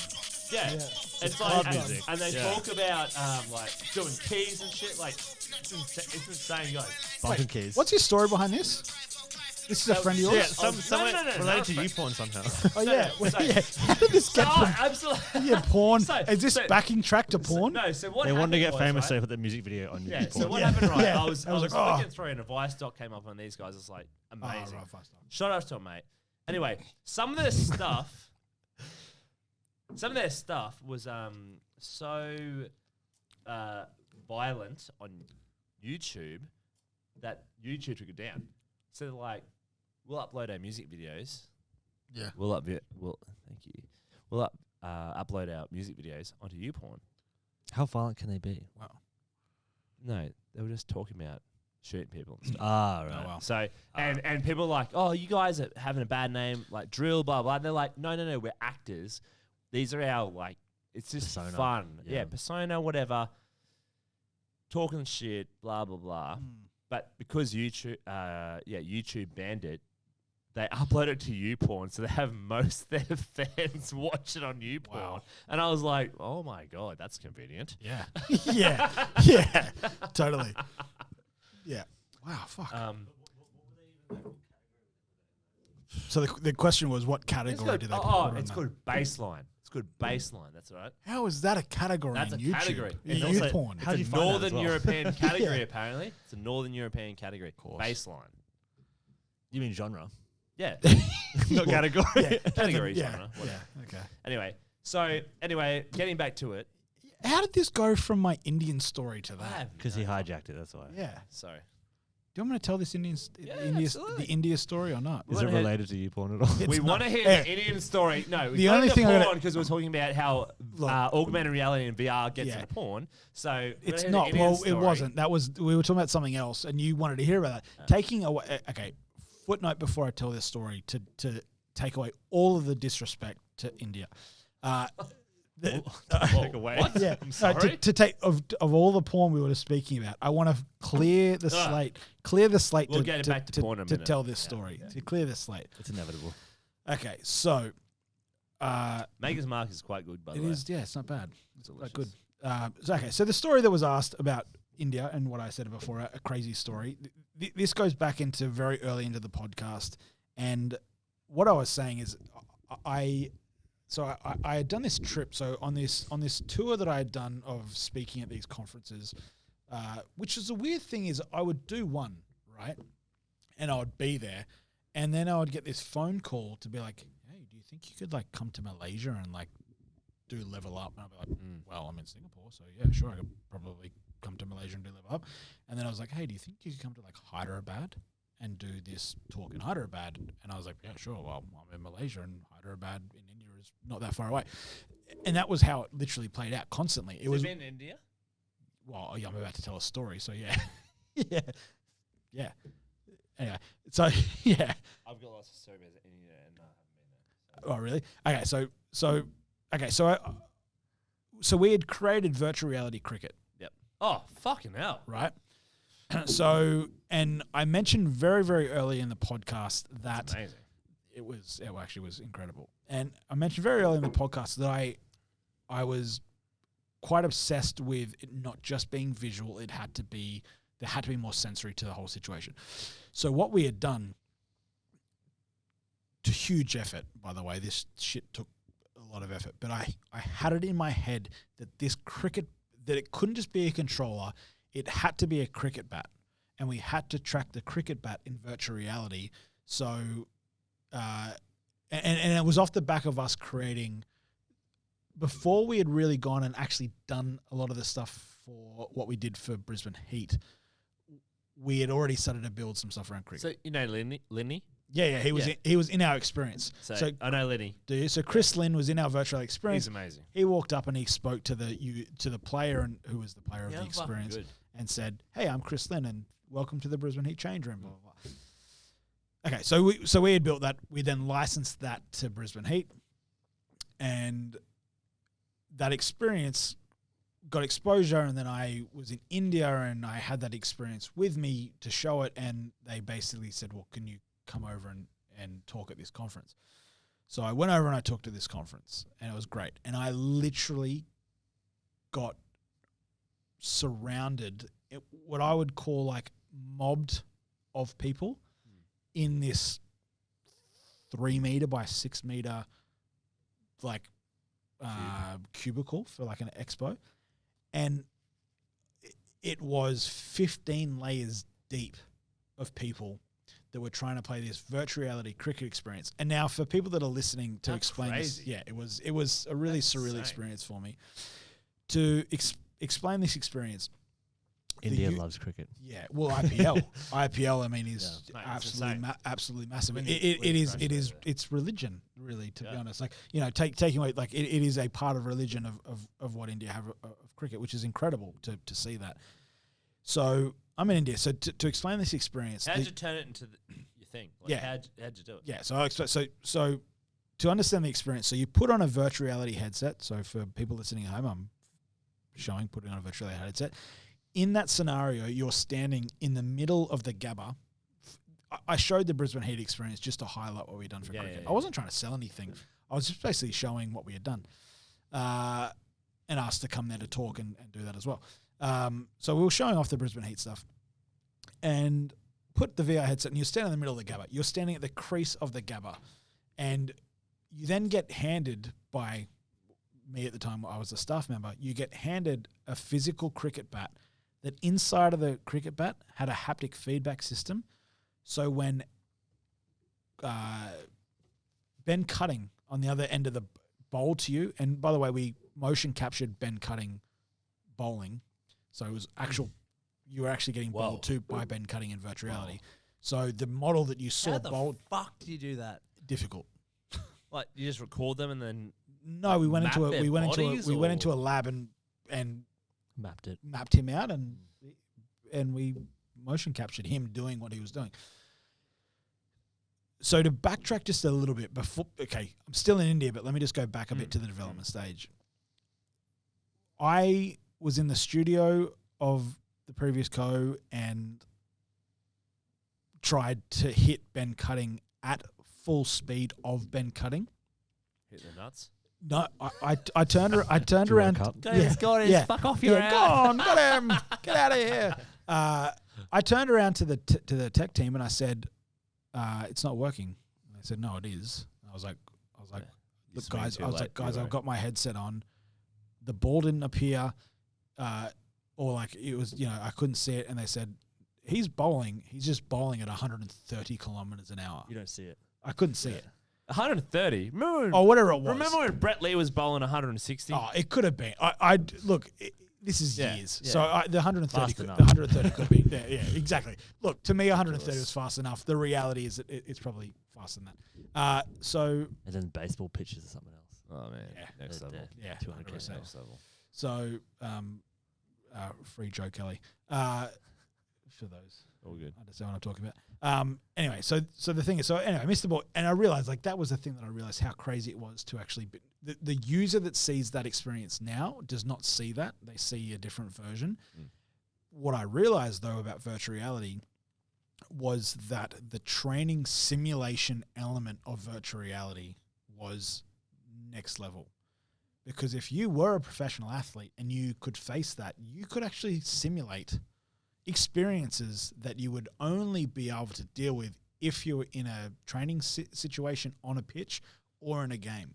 So if you had a situation, and I'm going off topic, I'll come back to India, but if you had a situation I'm into this. where let's just see, here's the thing. What about the wind? Like, Yeah. You're in a tunnel in perfect environment. No, simulate it all. We can simulate everything. So, like, if it is a crosswind, so you're simulating that, and it drifts the ball off the pitch. Yep, we can simulate Seam spin. hits the fucking pitch on a random angle out of every single hand. Yep. Like, when I've been doing projects previously where we've done stuff with tennis, we simulated the fur on the ball and how that would affect the way that it bounced. The way that it would bounce. How do you do that? Decrease on the court and bounce and spin back. So, because like every single bowl is it's like unique. physics. That's like physics. It's just physics. Every single bowl, single bowl is unique, right? And if you're on a weird angle and the ball hits, So the micro millimeter that it hits the fucking pitch and bounces another way. So Hawkeye data. So the thing is, when you watch the cricket and they show the Hawkeye data hitting the thing, Hawkeye data can be taken. People have licenses to that, but it's unidentified licenses from memory. It's been years, but from memory it was unidentified licenses. I think that was how it worked. Anyway, so they've got that data, but you don't know who it is. But it might be a fast bowler, and you can kind of work out after a while, like the speeds and shit, and that's all that matters. That motherfucker's bowling fast. Yeah. So watch your bowls. So we could take that Hawkeye data and we could place that Hawkeye data into the experience, and it would basically feed off that data, and it would then train the system to simulate that. So we had done stuff with tennis and a whole range of things as well, and it was like basically taking Hawkeye data and allowing an athlete, a professional tennis player, to come in, and if they've got a weak spot in their backhand or whatever, then you can play around with that shit to fucking try to make them play better. So back to India. That is incredible. That's why I was trying to tell you about where virtual reality is heading in the Silverstone. Okay, back to India. So I am still to this day a very good friend of mine that has helped me out extreme amounts. Knew him before India, but met him there again. Was there, works for a very, very, very big company, biggest company in India. They own a telecommunication network, which at the time when I was in India was signing up 1 million people per day to the network. Ooh. That's a motherfucker. That's huge. That's a good business. Yeah. They just took current day. They just took a huge investment from Amazon and Facebook to buy into the telecommunication network, and owned by the company of one of the richest men, either richest or the richest man in India. Friend I'm talking about is incredible, really great at his job, is one of the VPs there. So he says to me, he said, I need you to come to Mumbai. I want to introduce this cricket experience to the team. And it wasn't the experience that we were showing. It was talking about some of the knowledge and a whole range of other things as well. Like, he basically just wanted us to come and talk to the team. He wasn't trying to buy what we had then and there. He just wanted to get his head around some of the stuff. I basically got there. I told him nothing about what we were doing because, you know. Yeah. And I just, I just, it was just some of the stuff of that. Told nothing of that. Showed a few things as well. And then end up to the point that the son of one of the Amabis came in and tried the experience. Was like, this is very, very cool. And he's standing in the room with me, and I had been in this office all morning. When I say all morning, actually all morning into the afternoon, I think I'd probably been in that room for 10 hours or something, sitting there, going through executive after executive, just talking. And it was, What? 10 hours? That's a fucking long time. What are you talking about? Just who we are as a company, what we could do, and it went on for a whole range of things. We're talking about a whole range of stuff. Was that as well. culture, or was that just a little bit? Yeah, there's a little bit of culture and just introducing us to who was there, and I mean, it's an incredible experience. Yeah, well, India's a market we're looking at getting into at the moment. We're going through all the IP process, but it's a very interesting market to get into. It's an extremely large market. It's an extremely large market. It's huge when you look at the population.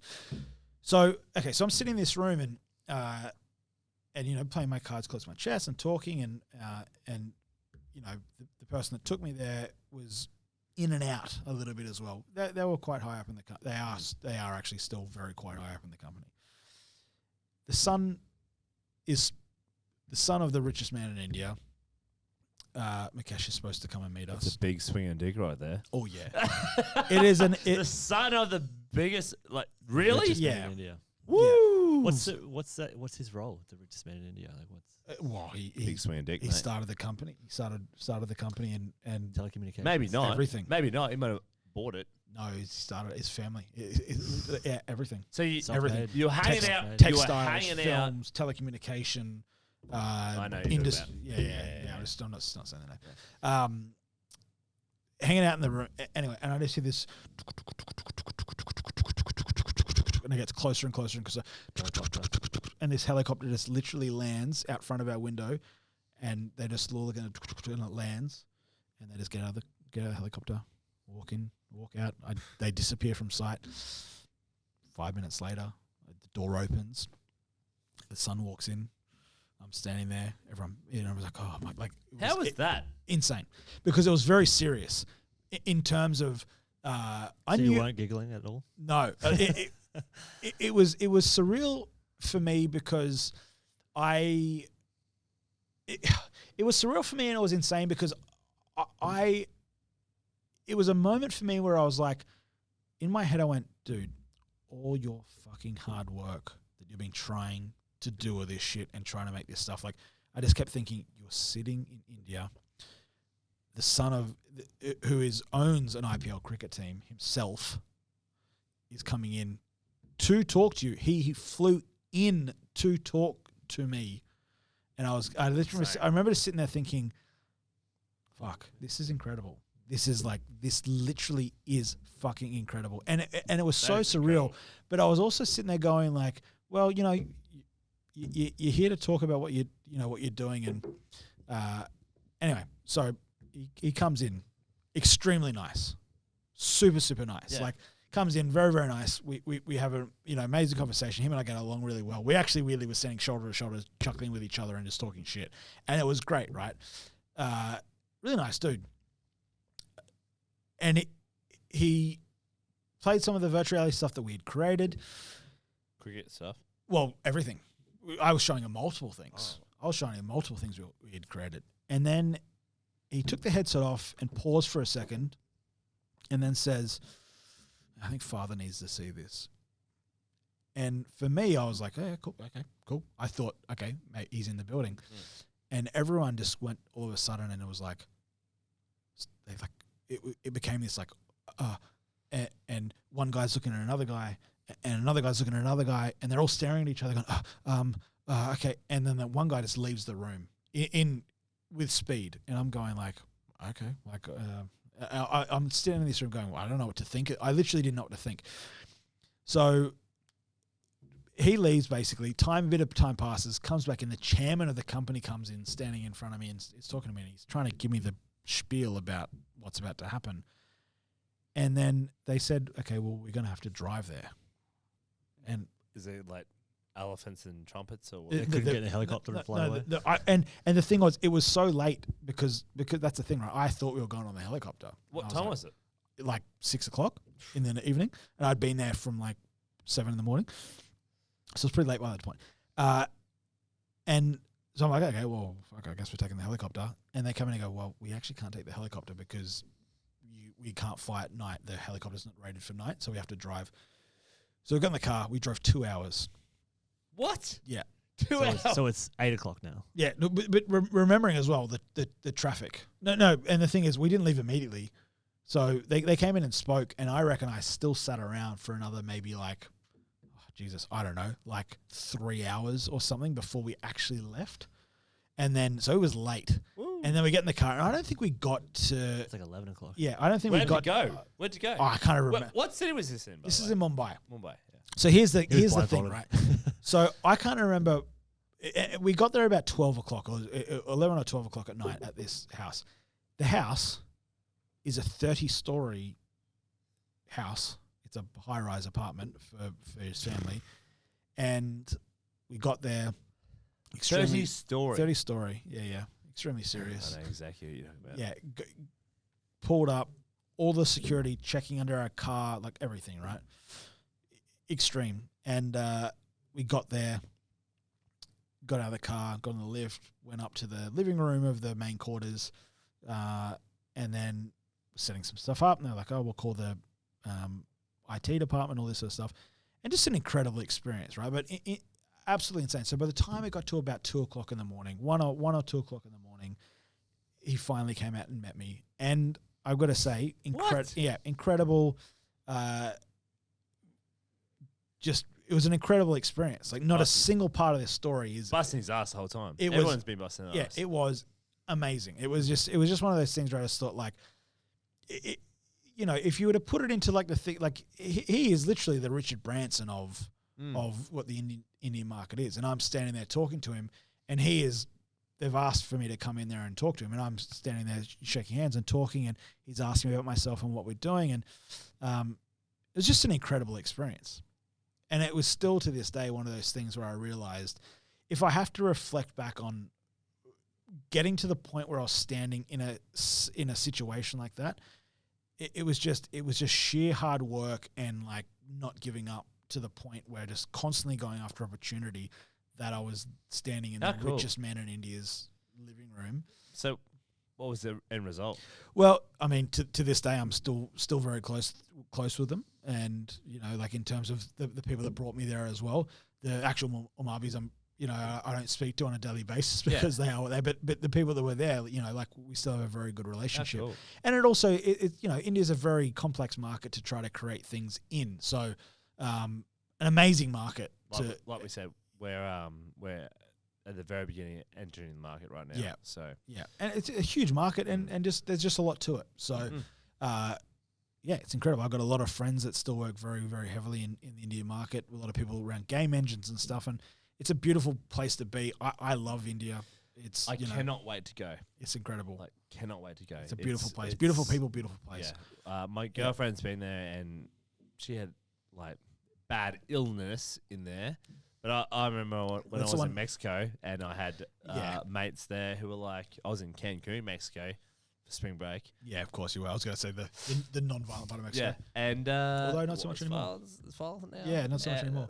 They found 21 bodies in a Mazda 3 a year and a half ago. It's a small car. I know. I was meant to go to I love that you need to add that. Or they're small bodies, which either way is not a good way to look at it. I'm not going to say the other one. Yeah. But literally, we were going to go to Mexico for a holiday with some of my best mates. And literally... Cancun has them now. Mate, I've been to Cancun. Brilliant place. Yeah. Brilliant clubs. Amazing. And literally, week before that book, 21 bodies found in a Mazda 6. Yeah, I remember the thing with Cancun around. And it was just the cartels fucking around with the government. And I was like, you know what? We're not going there. Yeah. Like, look, I don't give a fuck. This is one of the most beautiful places in the world. When I went there, I was there when the president of Mexico was going, we're fucking up the cartels. And the cartels went, I remember that. We're fucking up. No, you're not. Yeah. The president. Yeah. Crazy. I think it was something like 36 politicians were killed in an entire year. Yeah. Can you imagine 36 politicians being killed in Australia? Yeah. That is huge news. There was that one that died and he went to the surf, didn't come back. The Prime Minister. Remember that? Yeah. That's like the only one that's died. the Holt, Bob Holt? No, not Harold Holt. Yeah. Harold Holt went for a swim and never came back. Yeah. Not related to the cartel at all, bro. I was just Mexican cartels, like. Yeah. Hey, guess what, man? We're gonna hang you from the fucking bridge. No, seriously, we were there. We can cut this out, right? Yeah, it's not being cut. This is all fucking love. Yeah. So literally, we were. When I was in Mexico, right, there were Humvees rolling around with 50 cals on the back, and we're going out to clubs, and literally there was a bounty on the president's head of Mexico. It was insane. I mean, how did he walk around with just a little, like a chocolate bar on his head? Yeah, it had an apple. It was an apple on the head. That was a bounty joke. Is this legit? Oh. It was an apple. No, did it really walk around with that on his head? Yeah. Anyway, my thing, hopefully we can cut that Cancun thing out. But Cancun's great, by the way. Go visit it. The thing to say about, like, when I talk about any of that stuff about, like, regions and any of that stuff, I think the thing, and I know the bearded chap you're talking about, the stuff where you're expanding into other parts of the world, which is fucking incredible because I think the one thing which is a beautiful part of business is the moment you realize you're jumping on a plane to go to a region, for good or for bad, that you know nothing about, because it shows you that your business has started to expand to a point that other regions are starting to investigate who you are and want to know who you are.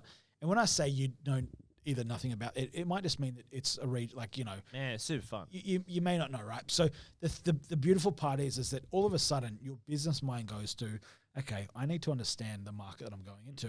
And then you start investigating really great things, and you meet a lot of amazing people going, partners, people that know the region, going and meeting people, understanding who they are, hospitality, you know, the story that I told before about going and being in that location and talking, like sitting in that living room with a 30-story, like that is the sorts of stuff where you'll never, you'll never sort of, I don't know whether that will ever happen again, but I think the beautiful part is that what I love is that you talking about going into India, your hard work and all of the stuff that you and your team have done have created the opportunity where all of a sudden an entire new region is going, well, we're actually quite interested now in what you're doing.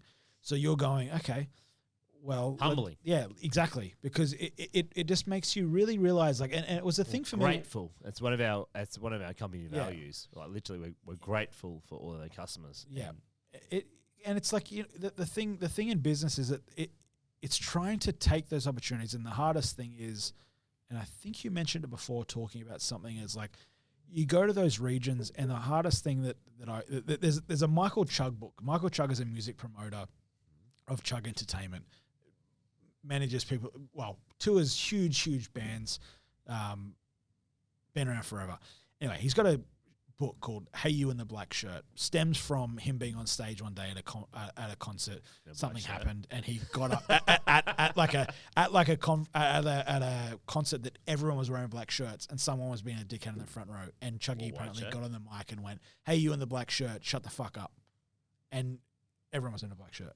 That's the title of the book. Anyway, in that book, he talks about some really amazing stuff. One of the things that's always resonated with me is that he says he would go to America every 6 weeks because he wanted them to realize that he was just around the corner, which is extreme. Makes sense. It's very fucking extreme.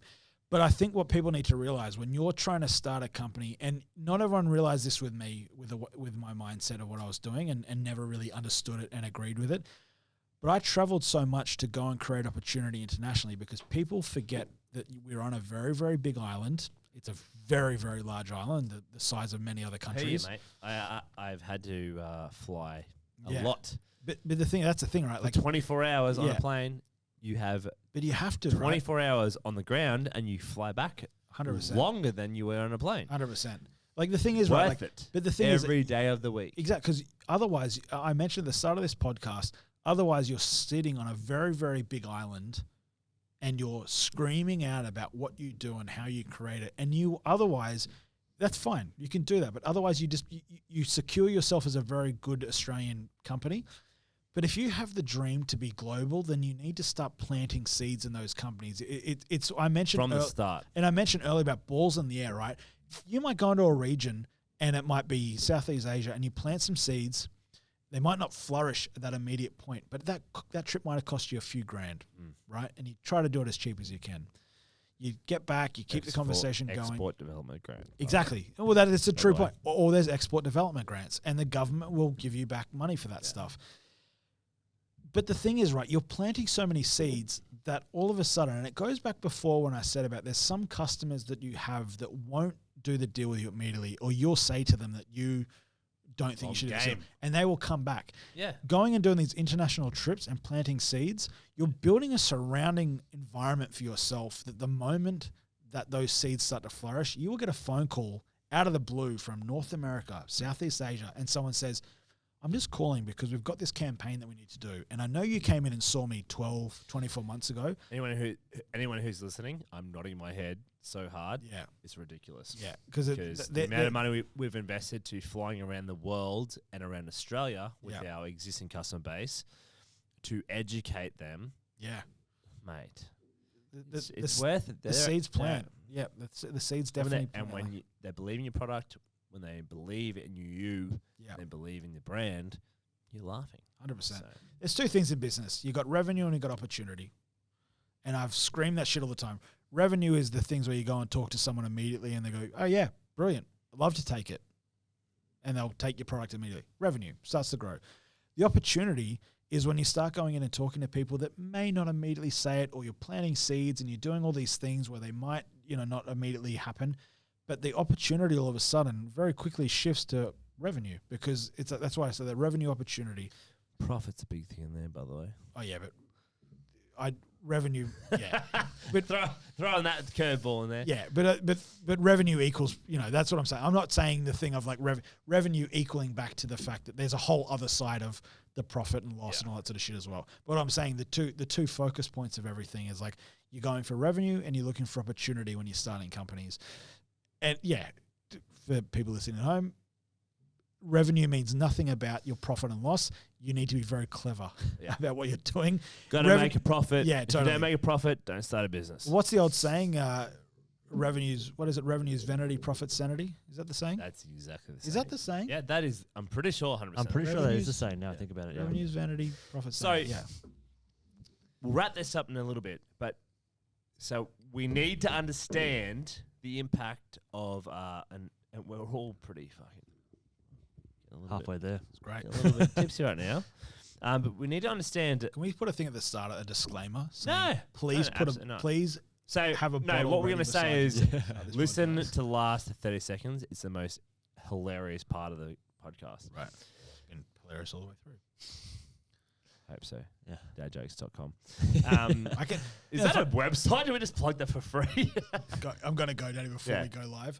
Look, Yeah. So anyway, sex and the sex industry. Is that seriously what you wanted to bring up as okay? Yeah, go on. We're going to close out this because, sex sells, mate. And at the end of the day, Yeah. virtual reality sex is like potentially the biggest fucking market in the entire world because, like, YouPorn, we were talking about before, Yeah. it is out of this fucking I feel like world. Japan would be a big market. Yeah. Oh,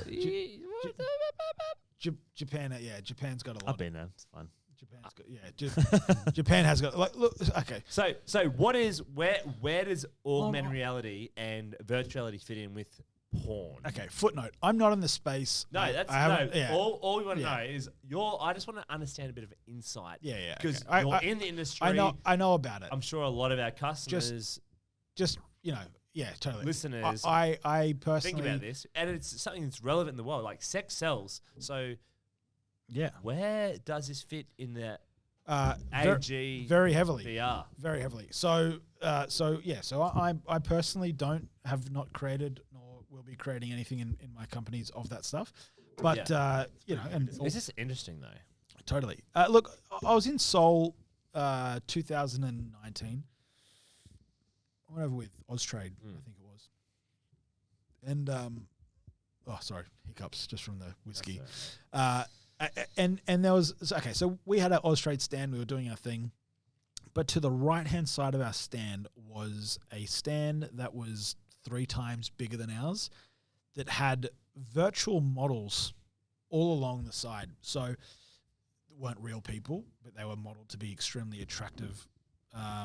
That you basically could date an avatar in virtual reality. So it wasn't actually like those silicon dolls. no, it wasn't the silicon dolls. It was full VR. I don't know whether anyone's actually ever taken anything about those silicon dolls and done anything with virtual reality. Again, remembering, right, virtual reality. Well, it's reality then, isn't it? But but this is the thing, right? So virtual reality, the elements that you need to move. I'm just trying to work my way. The elements that you need to move need to be tracked to be seen, right? So if you were doing stuff in virtual reality around porn, trying to make the same movement as the real world, somehow your body's got to be tracked for that to happen. Okay. Oculus has done some interesting things with hand tracking. I don't think it's going to go to the extent that we're talking about now, but I think the thing is, it will be it already is an extremely big industry for porn that has created 360 video experiences where people put on a VR headset and the 360 video content. So we're talking about cameras that have got, 8, 10, 12 cameras pointing in every direction, allowing the user to look around in 360 and have someone in front of them performing some sort of act. And that is it's so phenomenal because like you sound like someone that's experienced it. No. It's so phenomenal in regards to we're in a safe place here, Luke. You can tell us. You can talk about this. It's going to open up for everything. Like in the future, if you are thinking a certain way, you'll be able to do it. Like it's 100%. actually just phenomenal because the crazy stuff that you might want to be into, that's available to you in a safe place. And look, like it's insane. I mentioned before about Elon Musk saying about AI needs to be regulated, right? What I'm not saying that VR and AR needs to be regulated, but you can't read each other's minds. That's too far. And I think the thing it's like everything. What's that video with the movie with Tom Cruise? Jerry Maguire. No, I got a funny story. I about Robot. No, not Smith. Robot. It's I got a super funny. The special balls that they flow through and they predict the future. The Matrix. No, it's like a crime thing. There's these 3 twins in the fucking floating tubs, and they predict. Yeah, no, I know of it. Yeah. Happy Feet. No, look it up. Shrek 3. Yeah. What is it? It's Tom Cruise. Can I tell a quick funny story? Yeah, go. Here's a funny story about Jerry Maguire. As we're talking, we were in that same story that I told you about when I was 26 in Vegas, we went to LA at the end of the trip, and we'd gone and had this massive night out. Anyway, we were Minority Report. Sorry, yeah. Let me finish. Minority Report. We'll get back. Yeah. And we were on Hollywood Boulevard with the stars, and I can't believe I'm telling this story because I legit thought about this yesterday, which is hilarious. And Deception. Yeah, it was because Jonathan Lipton, who is the kid out of Jerry Maguire, was on news.com.au or whatever. Is like, where are they now?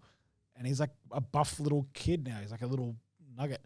Anyway, so we 30 years old. Yeah, he legit is. He's like 26 or something now. And which is like Macaulay Culkin that they're saying, I'm 40 years old. You go, cheers. Man, he's interesting. Yeah. Interesting dude. Like so Josh and my brother and I, Josh, we're in LA on the end of this trip. We're about to go.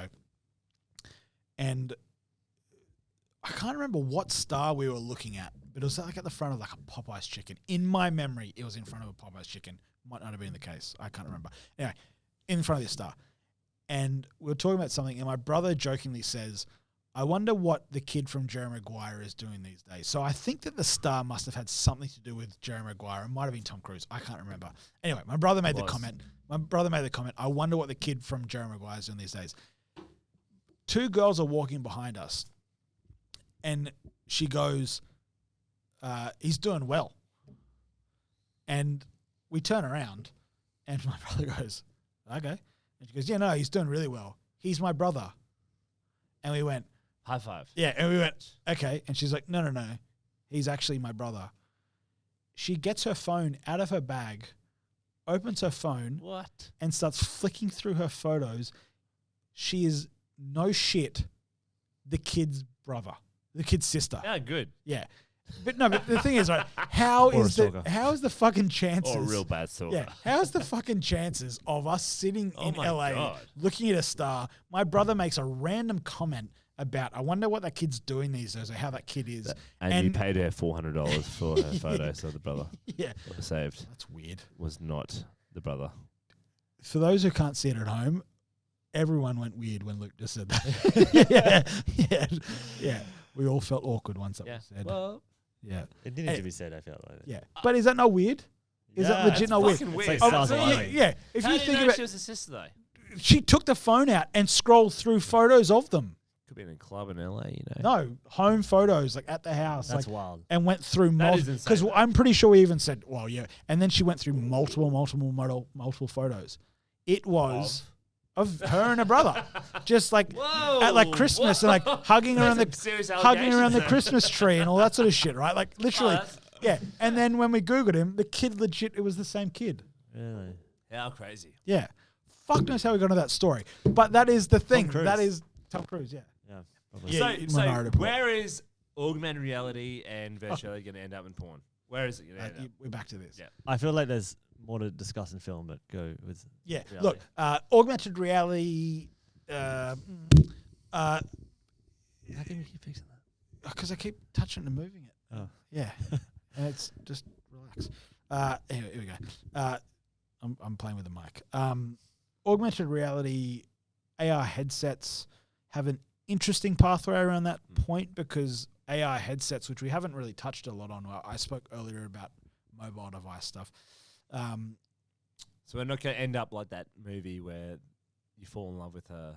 Her. Brilliant film. Spike Jones. I haven't seen it yet. One of my favorite directors of all time is Spike Jones. Phoenix was amazing in that too. Spike Jones is my favorite.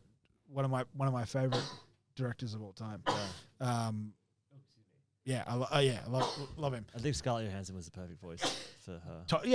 And it was a shame that she didn't win an Oscar for that. Because you know why she didn't, right? Because she did not appear in the film. She didn't. Do you want some of your germ killer? Because she didn't appear in the film and she was only the voice, she wasn't eligible for an Oscar. But she would have known that going into it, surely. No, but I'm just saying, yeah. But I think there was some stuff about, but she should be. But Joaquin didn't get it either, so. Yeah, that's true. No. But Joker. Was it that year? That year was The Revenant, right? I think so, yeah. And that was Leo. I think so. Yeah. Which is Leo his first only finally Oscar. won it. Yeah. He should run it for There Wall is Street. such a good video of Leonardo DiCaprio at the embroidery station of the Oscars, and like they're embroidering hand stitched. they're embroidering someone's name into one of the Oscars, and he's standing there with like leaning up against the counter, and he goes, "Oh, like," he's basically asking questions. "Oh, how do you guys do that?" And they answered something back like, "Oh, we just embroidered the winner's name," and he just goes, "Yeah, I'll never know." It was just like video before he'd won an Oscar, and he was being a dick. Just like, it's the greatest video because I am a huge fan of Leonardo DiCaprio. I think he's one of my favorite actors. I think he Literally- hits that point where he's like, it doesn't matter if I get one or not. 100%. Legend Have you, status. I literally saw it was like Leo's girlfriend wave. So this is a hit like 27, dumped, goes back down to 23. Oh, The last 10 years is like 27, 23, 27, 23. And Yep. he's in his 40s. But he's one of the most badass actors ever. brilliant! He's done some amazing stuff. Django Unchained. Oh my Yeah. God. 3 movies in one. Once Amazing. upon a time in Hollywood. Yeah. I felt like Brad Pitt was better in that. Yeah, Yeah. but yeah, they're both great. That time when he's like, he got the cigarette dipped in acid. Yeah. and I'm not going to spoil it. Yeah. Walked his dog. He walked his dog, got back, and I was like, oh, jeez. That end scene. And it was so funny because Leo had no idea what was going on in the pool, Yeah, like with his headphones on or whatever Yep. it was. Yeah. crazy. Yeah. Mate, let's wrap this up. We're getting a little bit tipsy. So Is there anything I didn't answer? Oh, yeah. Talking about AI in film. Yeah, Like, I know there's AI in film. Yeah. So, Okay. so narratives, non-fiction. Okay. Fictional narratives. So look, the very first AI actor has been cast. So there is an AI actor that.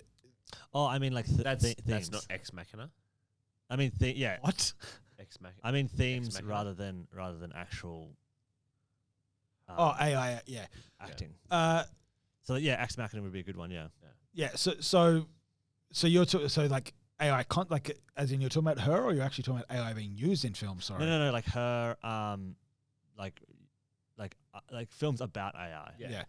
Look, I mean, the landscape of today's industry and everything, there is going to be so many films that are going to be based around AI. I mean, you think about They're films all that were tales of caution, though, right? well, so they should be Depends. probably Yeah. like Based on Elon.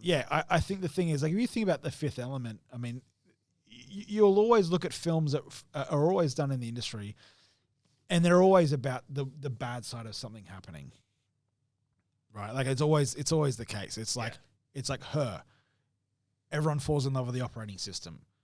They then go and delete the operating system, and everyone's heart's broken. Yeah. I just ruined the film for you because you haven't seen it. Yeah, You you should. mentioned it, didn't you? Didn't you say you didn't see Spike it? Jones. It was shot in Tokyo. It's really nice. Incredible. Can't No, that's remember. I forget. Lost in Translation. Her is the one that's about the operating system. Yeah. And he writes the cards for people. Yeah. Is that Tokyo? Yeah, it's shot in Tokyo. It's shot in Japan. I know that. Yeah. Was I'll it? watch it. I think it was Don't worry. Osaka. or It's been a whatever. while since I've seen it, but yeah, Fine. but so is Lost in Translation. I love Yeah. Tokyo, by the way. Yeah. I remember. Haven't been there. Want to go Wow. there. Yeah, so I went and did I had a moment in 2015 where I was at a crossroads just before I started my previous company. Actually, Mm. yeah, I was in a really weird headspace. Not great either. Just because it, like I was really unsure about like what I was, doing and whether I was making the right steps. And I took this trip to Japan. How old were you? 5 years ago. I don't know. Yeah, late 20s. Yeah, cool. I took this trip to Japan and Solo. half. So I was with someone and then I took a solo trip by myself. And I went and I did this trip and I went and I refollowed some of the Lost in Translation stuff. I've had a weird obsession with Spike Jones for a really long time. Like I've actually had this film concept that I won't say now, but I've had it and I actually, this is okay. Off topic, but I'll come back. I just recently last week I lost a mentor of mine. He passed away. Kind of suddenly, ish. And my best mate's dad and a mentor of mine, he was a film producer that worked with like Alfred Hitchcock. He was a production manager on Stanley Kubrick's Clockwork Orange. He worked with like some incredible shit, right? And when I was a 13-year-old kid that I mentioned before in this podcast, he was the dude that took me in early and listened to my shit and took my shitty short films and went through them like they were fucking feature film scripts. You know, and he's got this book that was signed by Alfred Hitchcock that said, he worked with Hitchcock on Frenzy, and it says, to Brian, love Hitch. And he passed away a Thursday previous, which is fucking heartbreaking for me. You know, like, but it's one of those things like with that stuff, going and sort of doing that thing where I went and took a trip to Japan, did that stuff, went and tried to watch, I watched Lost in Translation, then went and followed the Lost in Translation storyline, and I ended up at the Hyatt where Bill Murray and Scarlett Johansson are staying, and I went and sat in this scene. Basically, the story was like, I was in the lobby and I was lost, and this other dude was lost, and we're both like looking around going, where the fuck's the lift? And we're like looking around, and then we get in this lift together. I was like, oh, dude, there's the lift. I think we'll go up to the top. And he's in the lift. He's like, oh yeah, I'm doing the Lost in Translation thing. And I was like, dude, all day I've been doing the Lost in Translation thing.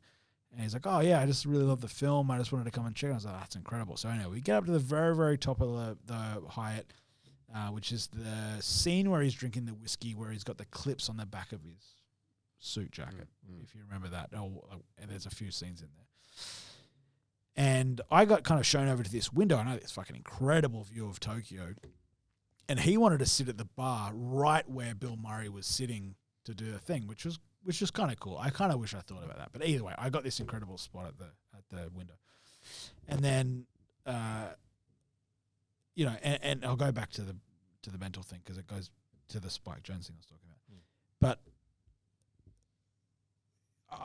I called him over. He came over and we're talking about it, and he said, "Yeah, I love Lost in Translation." And we basically like bonded over this Lost in Translation thing. We drank and drank and drank and drank for hours over our love of Lost in Translation. Just before we were about to both leave, I said to him, "Oh, it was really great to meet you. You know, I got to go back to Australia soon. I got work." He said, "Oh yeah, I've got to go back for work soon." He said, "Well, what do you do?" I said, "Well, just kind of working out what I'm doing right now. I'm doing film, and I'm just trying to really work out what my next big step is." And he said, "Yeah, similar." He's like, "Oh, I'm the vice president of one of the biggest banks in Dubai." And I was like, "Okay." It's not really similar, but yeah, I was like, okay. High five. Yeah. I was like, anyway, he literally ran one of the big, huge. And it was one of those things that like, I thought about that. And it's funny that we started speaking about Spike Jonze so much on this stuff, because like that trip I've been thinking about so much recently, because when Brian Burgess was his name. And the other incredible thing, one of the only few people that directed a Thunderbirds episode. He directed Captain Scarlet of Thunderbirds.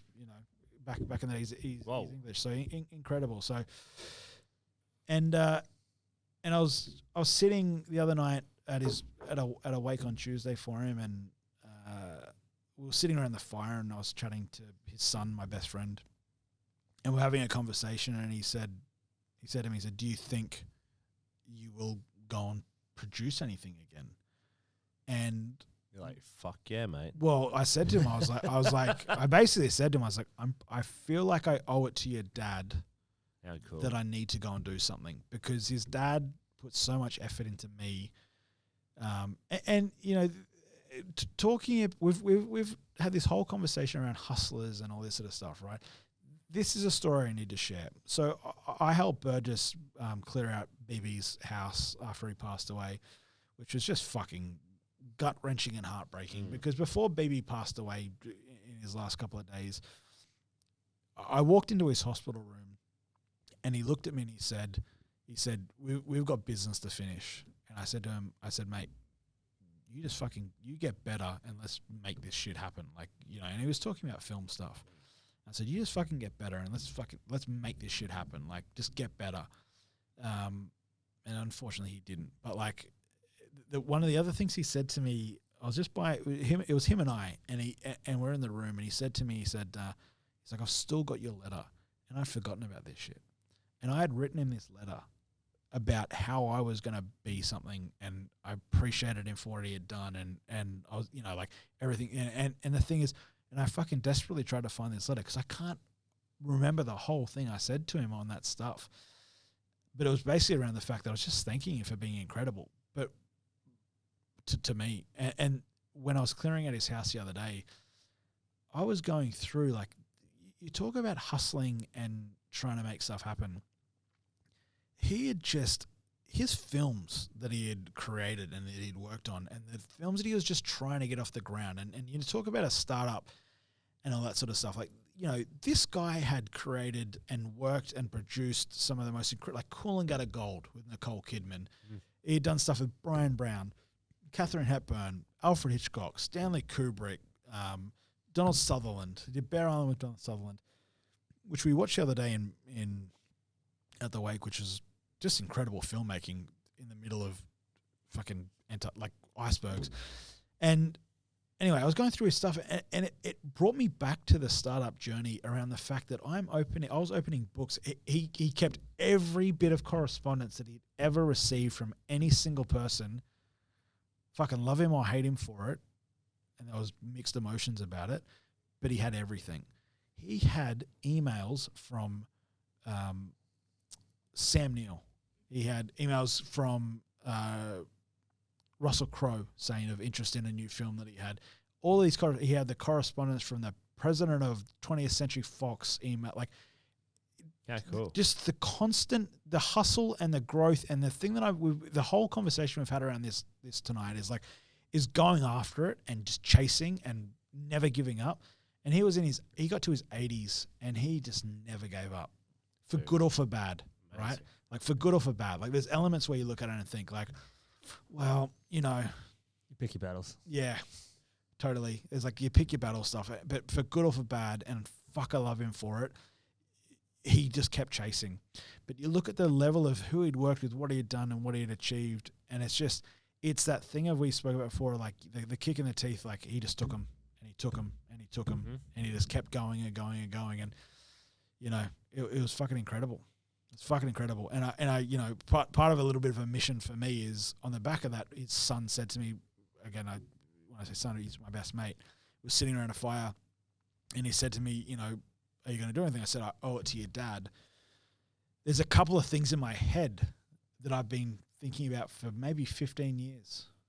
Something around Spike Jonze is actually one of them, which is why I'm coming to that story. There's something that I've had around my head around Spike Jonze for a really long time. I met one of his partners that worked on Jackass and stuff with him. Do you know Johnny Knoxville? Rick? No, I don't. I know Rick, one of the filmmakers in it, the guy with the glasses. He was in all the Jackass stuff. I know him, and there's a concept that I have for a very, very long time. I also know the guys from The Far Side who Spike Jonze directed their drop film clip, which is the actual film clip in reverse, which is fucking incredible. They literally did the film clip saying the words backwards and so when they actually moved forward and rapped it, they were rapping in reverse. So Spike Jonze then reversed the film clip. Yeah, that was like Coldplay. Yellow, I think. Yeah, but Spike Jonze did this shit. Yeah, so that exact film clip, but Spike Jonze did this first. Yeah, and rap would be so much. It was in the 90s, yeah. And they were doing shit without jumping off cars, and the thing was they were walking up cars, but by the time you reverse it, they were fucking jumping off cars and doing these rolls. It was incredible. For anyone listening to this podcast, The Far Side Drop is the film clip. There's also another film called Irreversible. Yeah. Have you seen that? I've never seen it. Oh, it's a French movie. Rated R. It's as much most French films are. It's a very violent film, and it's called Irreversible because you literally start off with the credits rolling the wrong way up. Wow. And it goes through a horrific, like, it's just watch it. Yeah, it's like Old Boy. Maybe not. But yeah, that's anyway. Keep going. No. Look, the thing for me, you know, I'm in an interesting position right now with my journey of what I've done. Like, you know, I've exited something, and sorry, I keep moving this mic. You know, I've exited something, and you know, and all of that stuff is heartbreaking, and when you It's letting go. it's letting go. It's Yeah. really tough. And I think there's like during the journey of what I was achieving at my previous company, like a lot of shit happened. I lost a lot of people. A lot of people I love, like they passed away. Like I went through a really very very very tough time in building that company. I made some decisions of being away while people had passed when I should have been there, and that's shit that you just decide to live with at the start as a founder. But I think one of the things that I realized with BB passing away is one of my earliest, apart from my parents, my parents together, my second earliest mentor, losing him the other day, it just makes me realize like there's some shit that I just need to probably do for him as a thank you for what he did for me, and as a bit of a closure for me on a lot of stuff as well. And I think that'll be something around film. So he can live vicariously through you as well. Yeah, I think so. I think a lot of the stuff that I spoke about tonight, if it wasn't for Brian Burgess, and my parents, I don't think I would have. I don't think Probably I would really first for be. your parents, yeah. No, my parents especially. Like my parents, I can tell you hands down, if it wasn't for my parents, there is no way that I would be sitting on a podcast even talking about any of this stuff right now. They definitely got me here. But I think Brian Burgess, and also, Brian Burgess's mum, which is Rosalind, like she was a film pioneer as well. Like a lot of people that helped me on that stuff. Like I don't think that I would be doing any of this shit that I was doing because they, at such a young age, they accepted my crazy and they put me in situations that I shouldn't have probably been in at that age. Like without going into too much detail, my best mate also lost his mum 4 weeks prior to BB passing. He lost both parents within 4 weeks, which is fucking heartbreaking. Rosalind, who was his mum, incredible lady, incredible producer and production manager, she put me on one of my very first film sets as a director's shadow. I was fucking 14 or 15. This director must have done something wrong to Rosalind because he copped me for the day. And questions. Like you wouldn't believe. Yeah. Like this dude he had to direct an episode while Sam Hussey is standing beside him just asking every single fucking question you could ask under the sun. And I think that's the thing for me at the moment. If I think about where I am at my like entrepreneurial journey, I'm in a bit of a give back state. I mean, I've always felt like I needed to give back. That's why I did so much stuff with Starlight Foundation, a lot of stuff all throughout my career. But now I feel like I'm in a bit of I need to like do a bit of a thank you back stage now with people. And the question that got asked around the fire the other day was like, am I going to do something around film? And I think I owe it to some people to do it. So I don't know what it is. Excellent. I don't know what it is, but there needs to be something where I do a bit of a thank you back to some of the people that have helped me with the shit that I've done. So, well, Mr. Sam Hussey, thank you so much Thank for you. spending the time tonight with us. My pleasure. Mate, it's been incredible. Thank you. This is the very first podcast of the Bit of Chat. I love it. And we appreciate it. But thank you so much. I appreciate if it. one of our listeners wants to find you on social, Yeah. what's Look, I've got Instagram is at Sam Hussey. The best way. And I think, and to be honest, LinkedIn, I'm Sam Hussey as well. You'll find me as well. Awesome. So. No worries. So, again, thanks so much for listening, guys. Amazing first podcast. Hope that we added value. Yeah, That's huge. Hope we added value to you tonight. Well, I think we hit almost 3 hours. So, mate, first time. About 4.5. Yeah. Yeah. Is it really? Yeah. We said, no. 3.5 we've got in here. Yeah, Yeah, 3.5. right, 3.5. No, but we hope we added value. If you really like what you listened tonight, please just give a shout out to us. Tag us in at the Bit of Chap. And hopefully we're going to be doing every single week, once a week, a new guest. So thanks again. Talk to you soon. Luke from the Bit of Chap. See you soon. Peace out.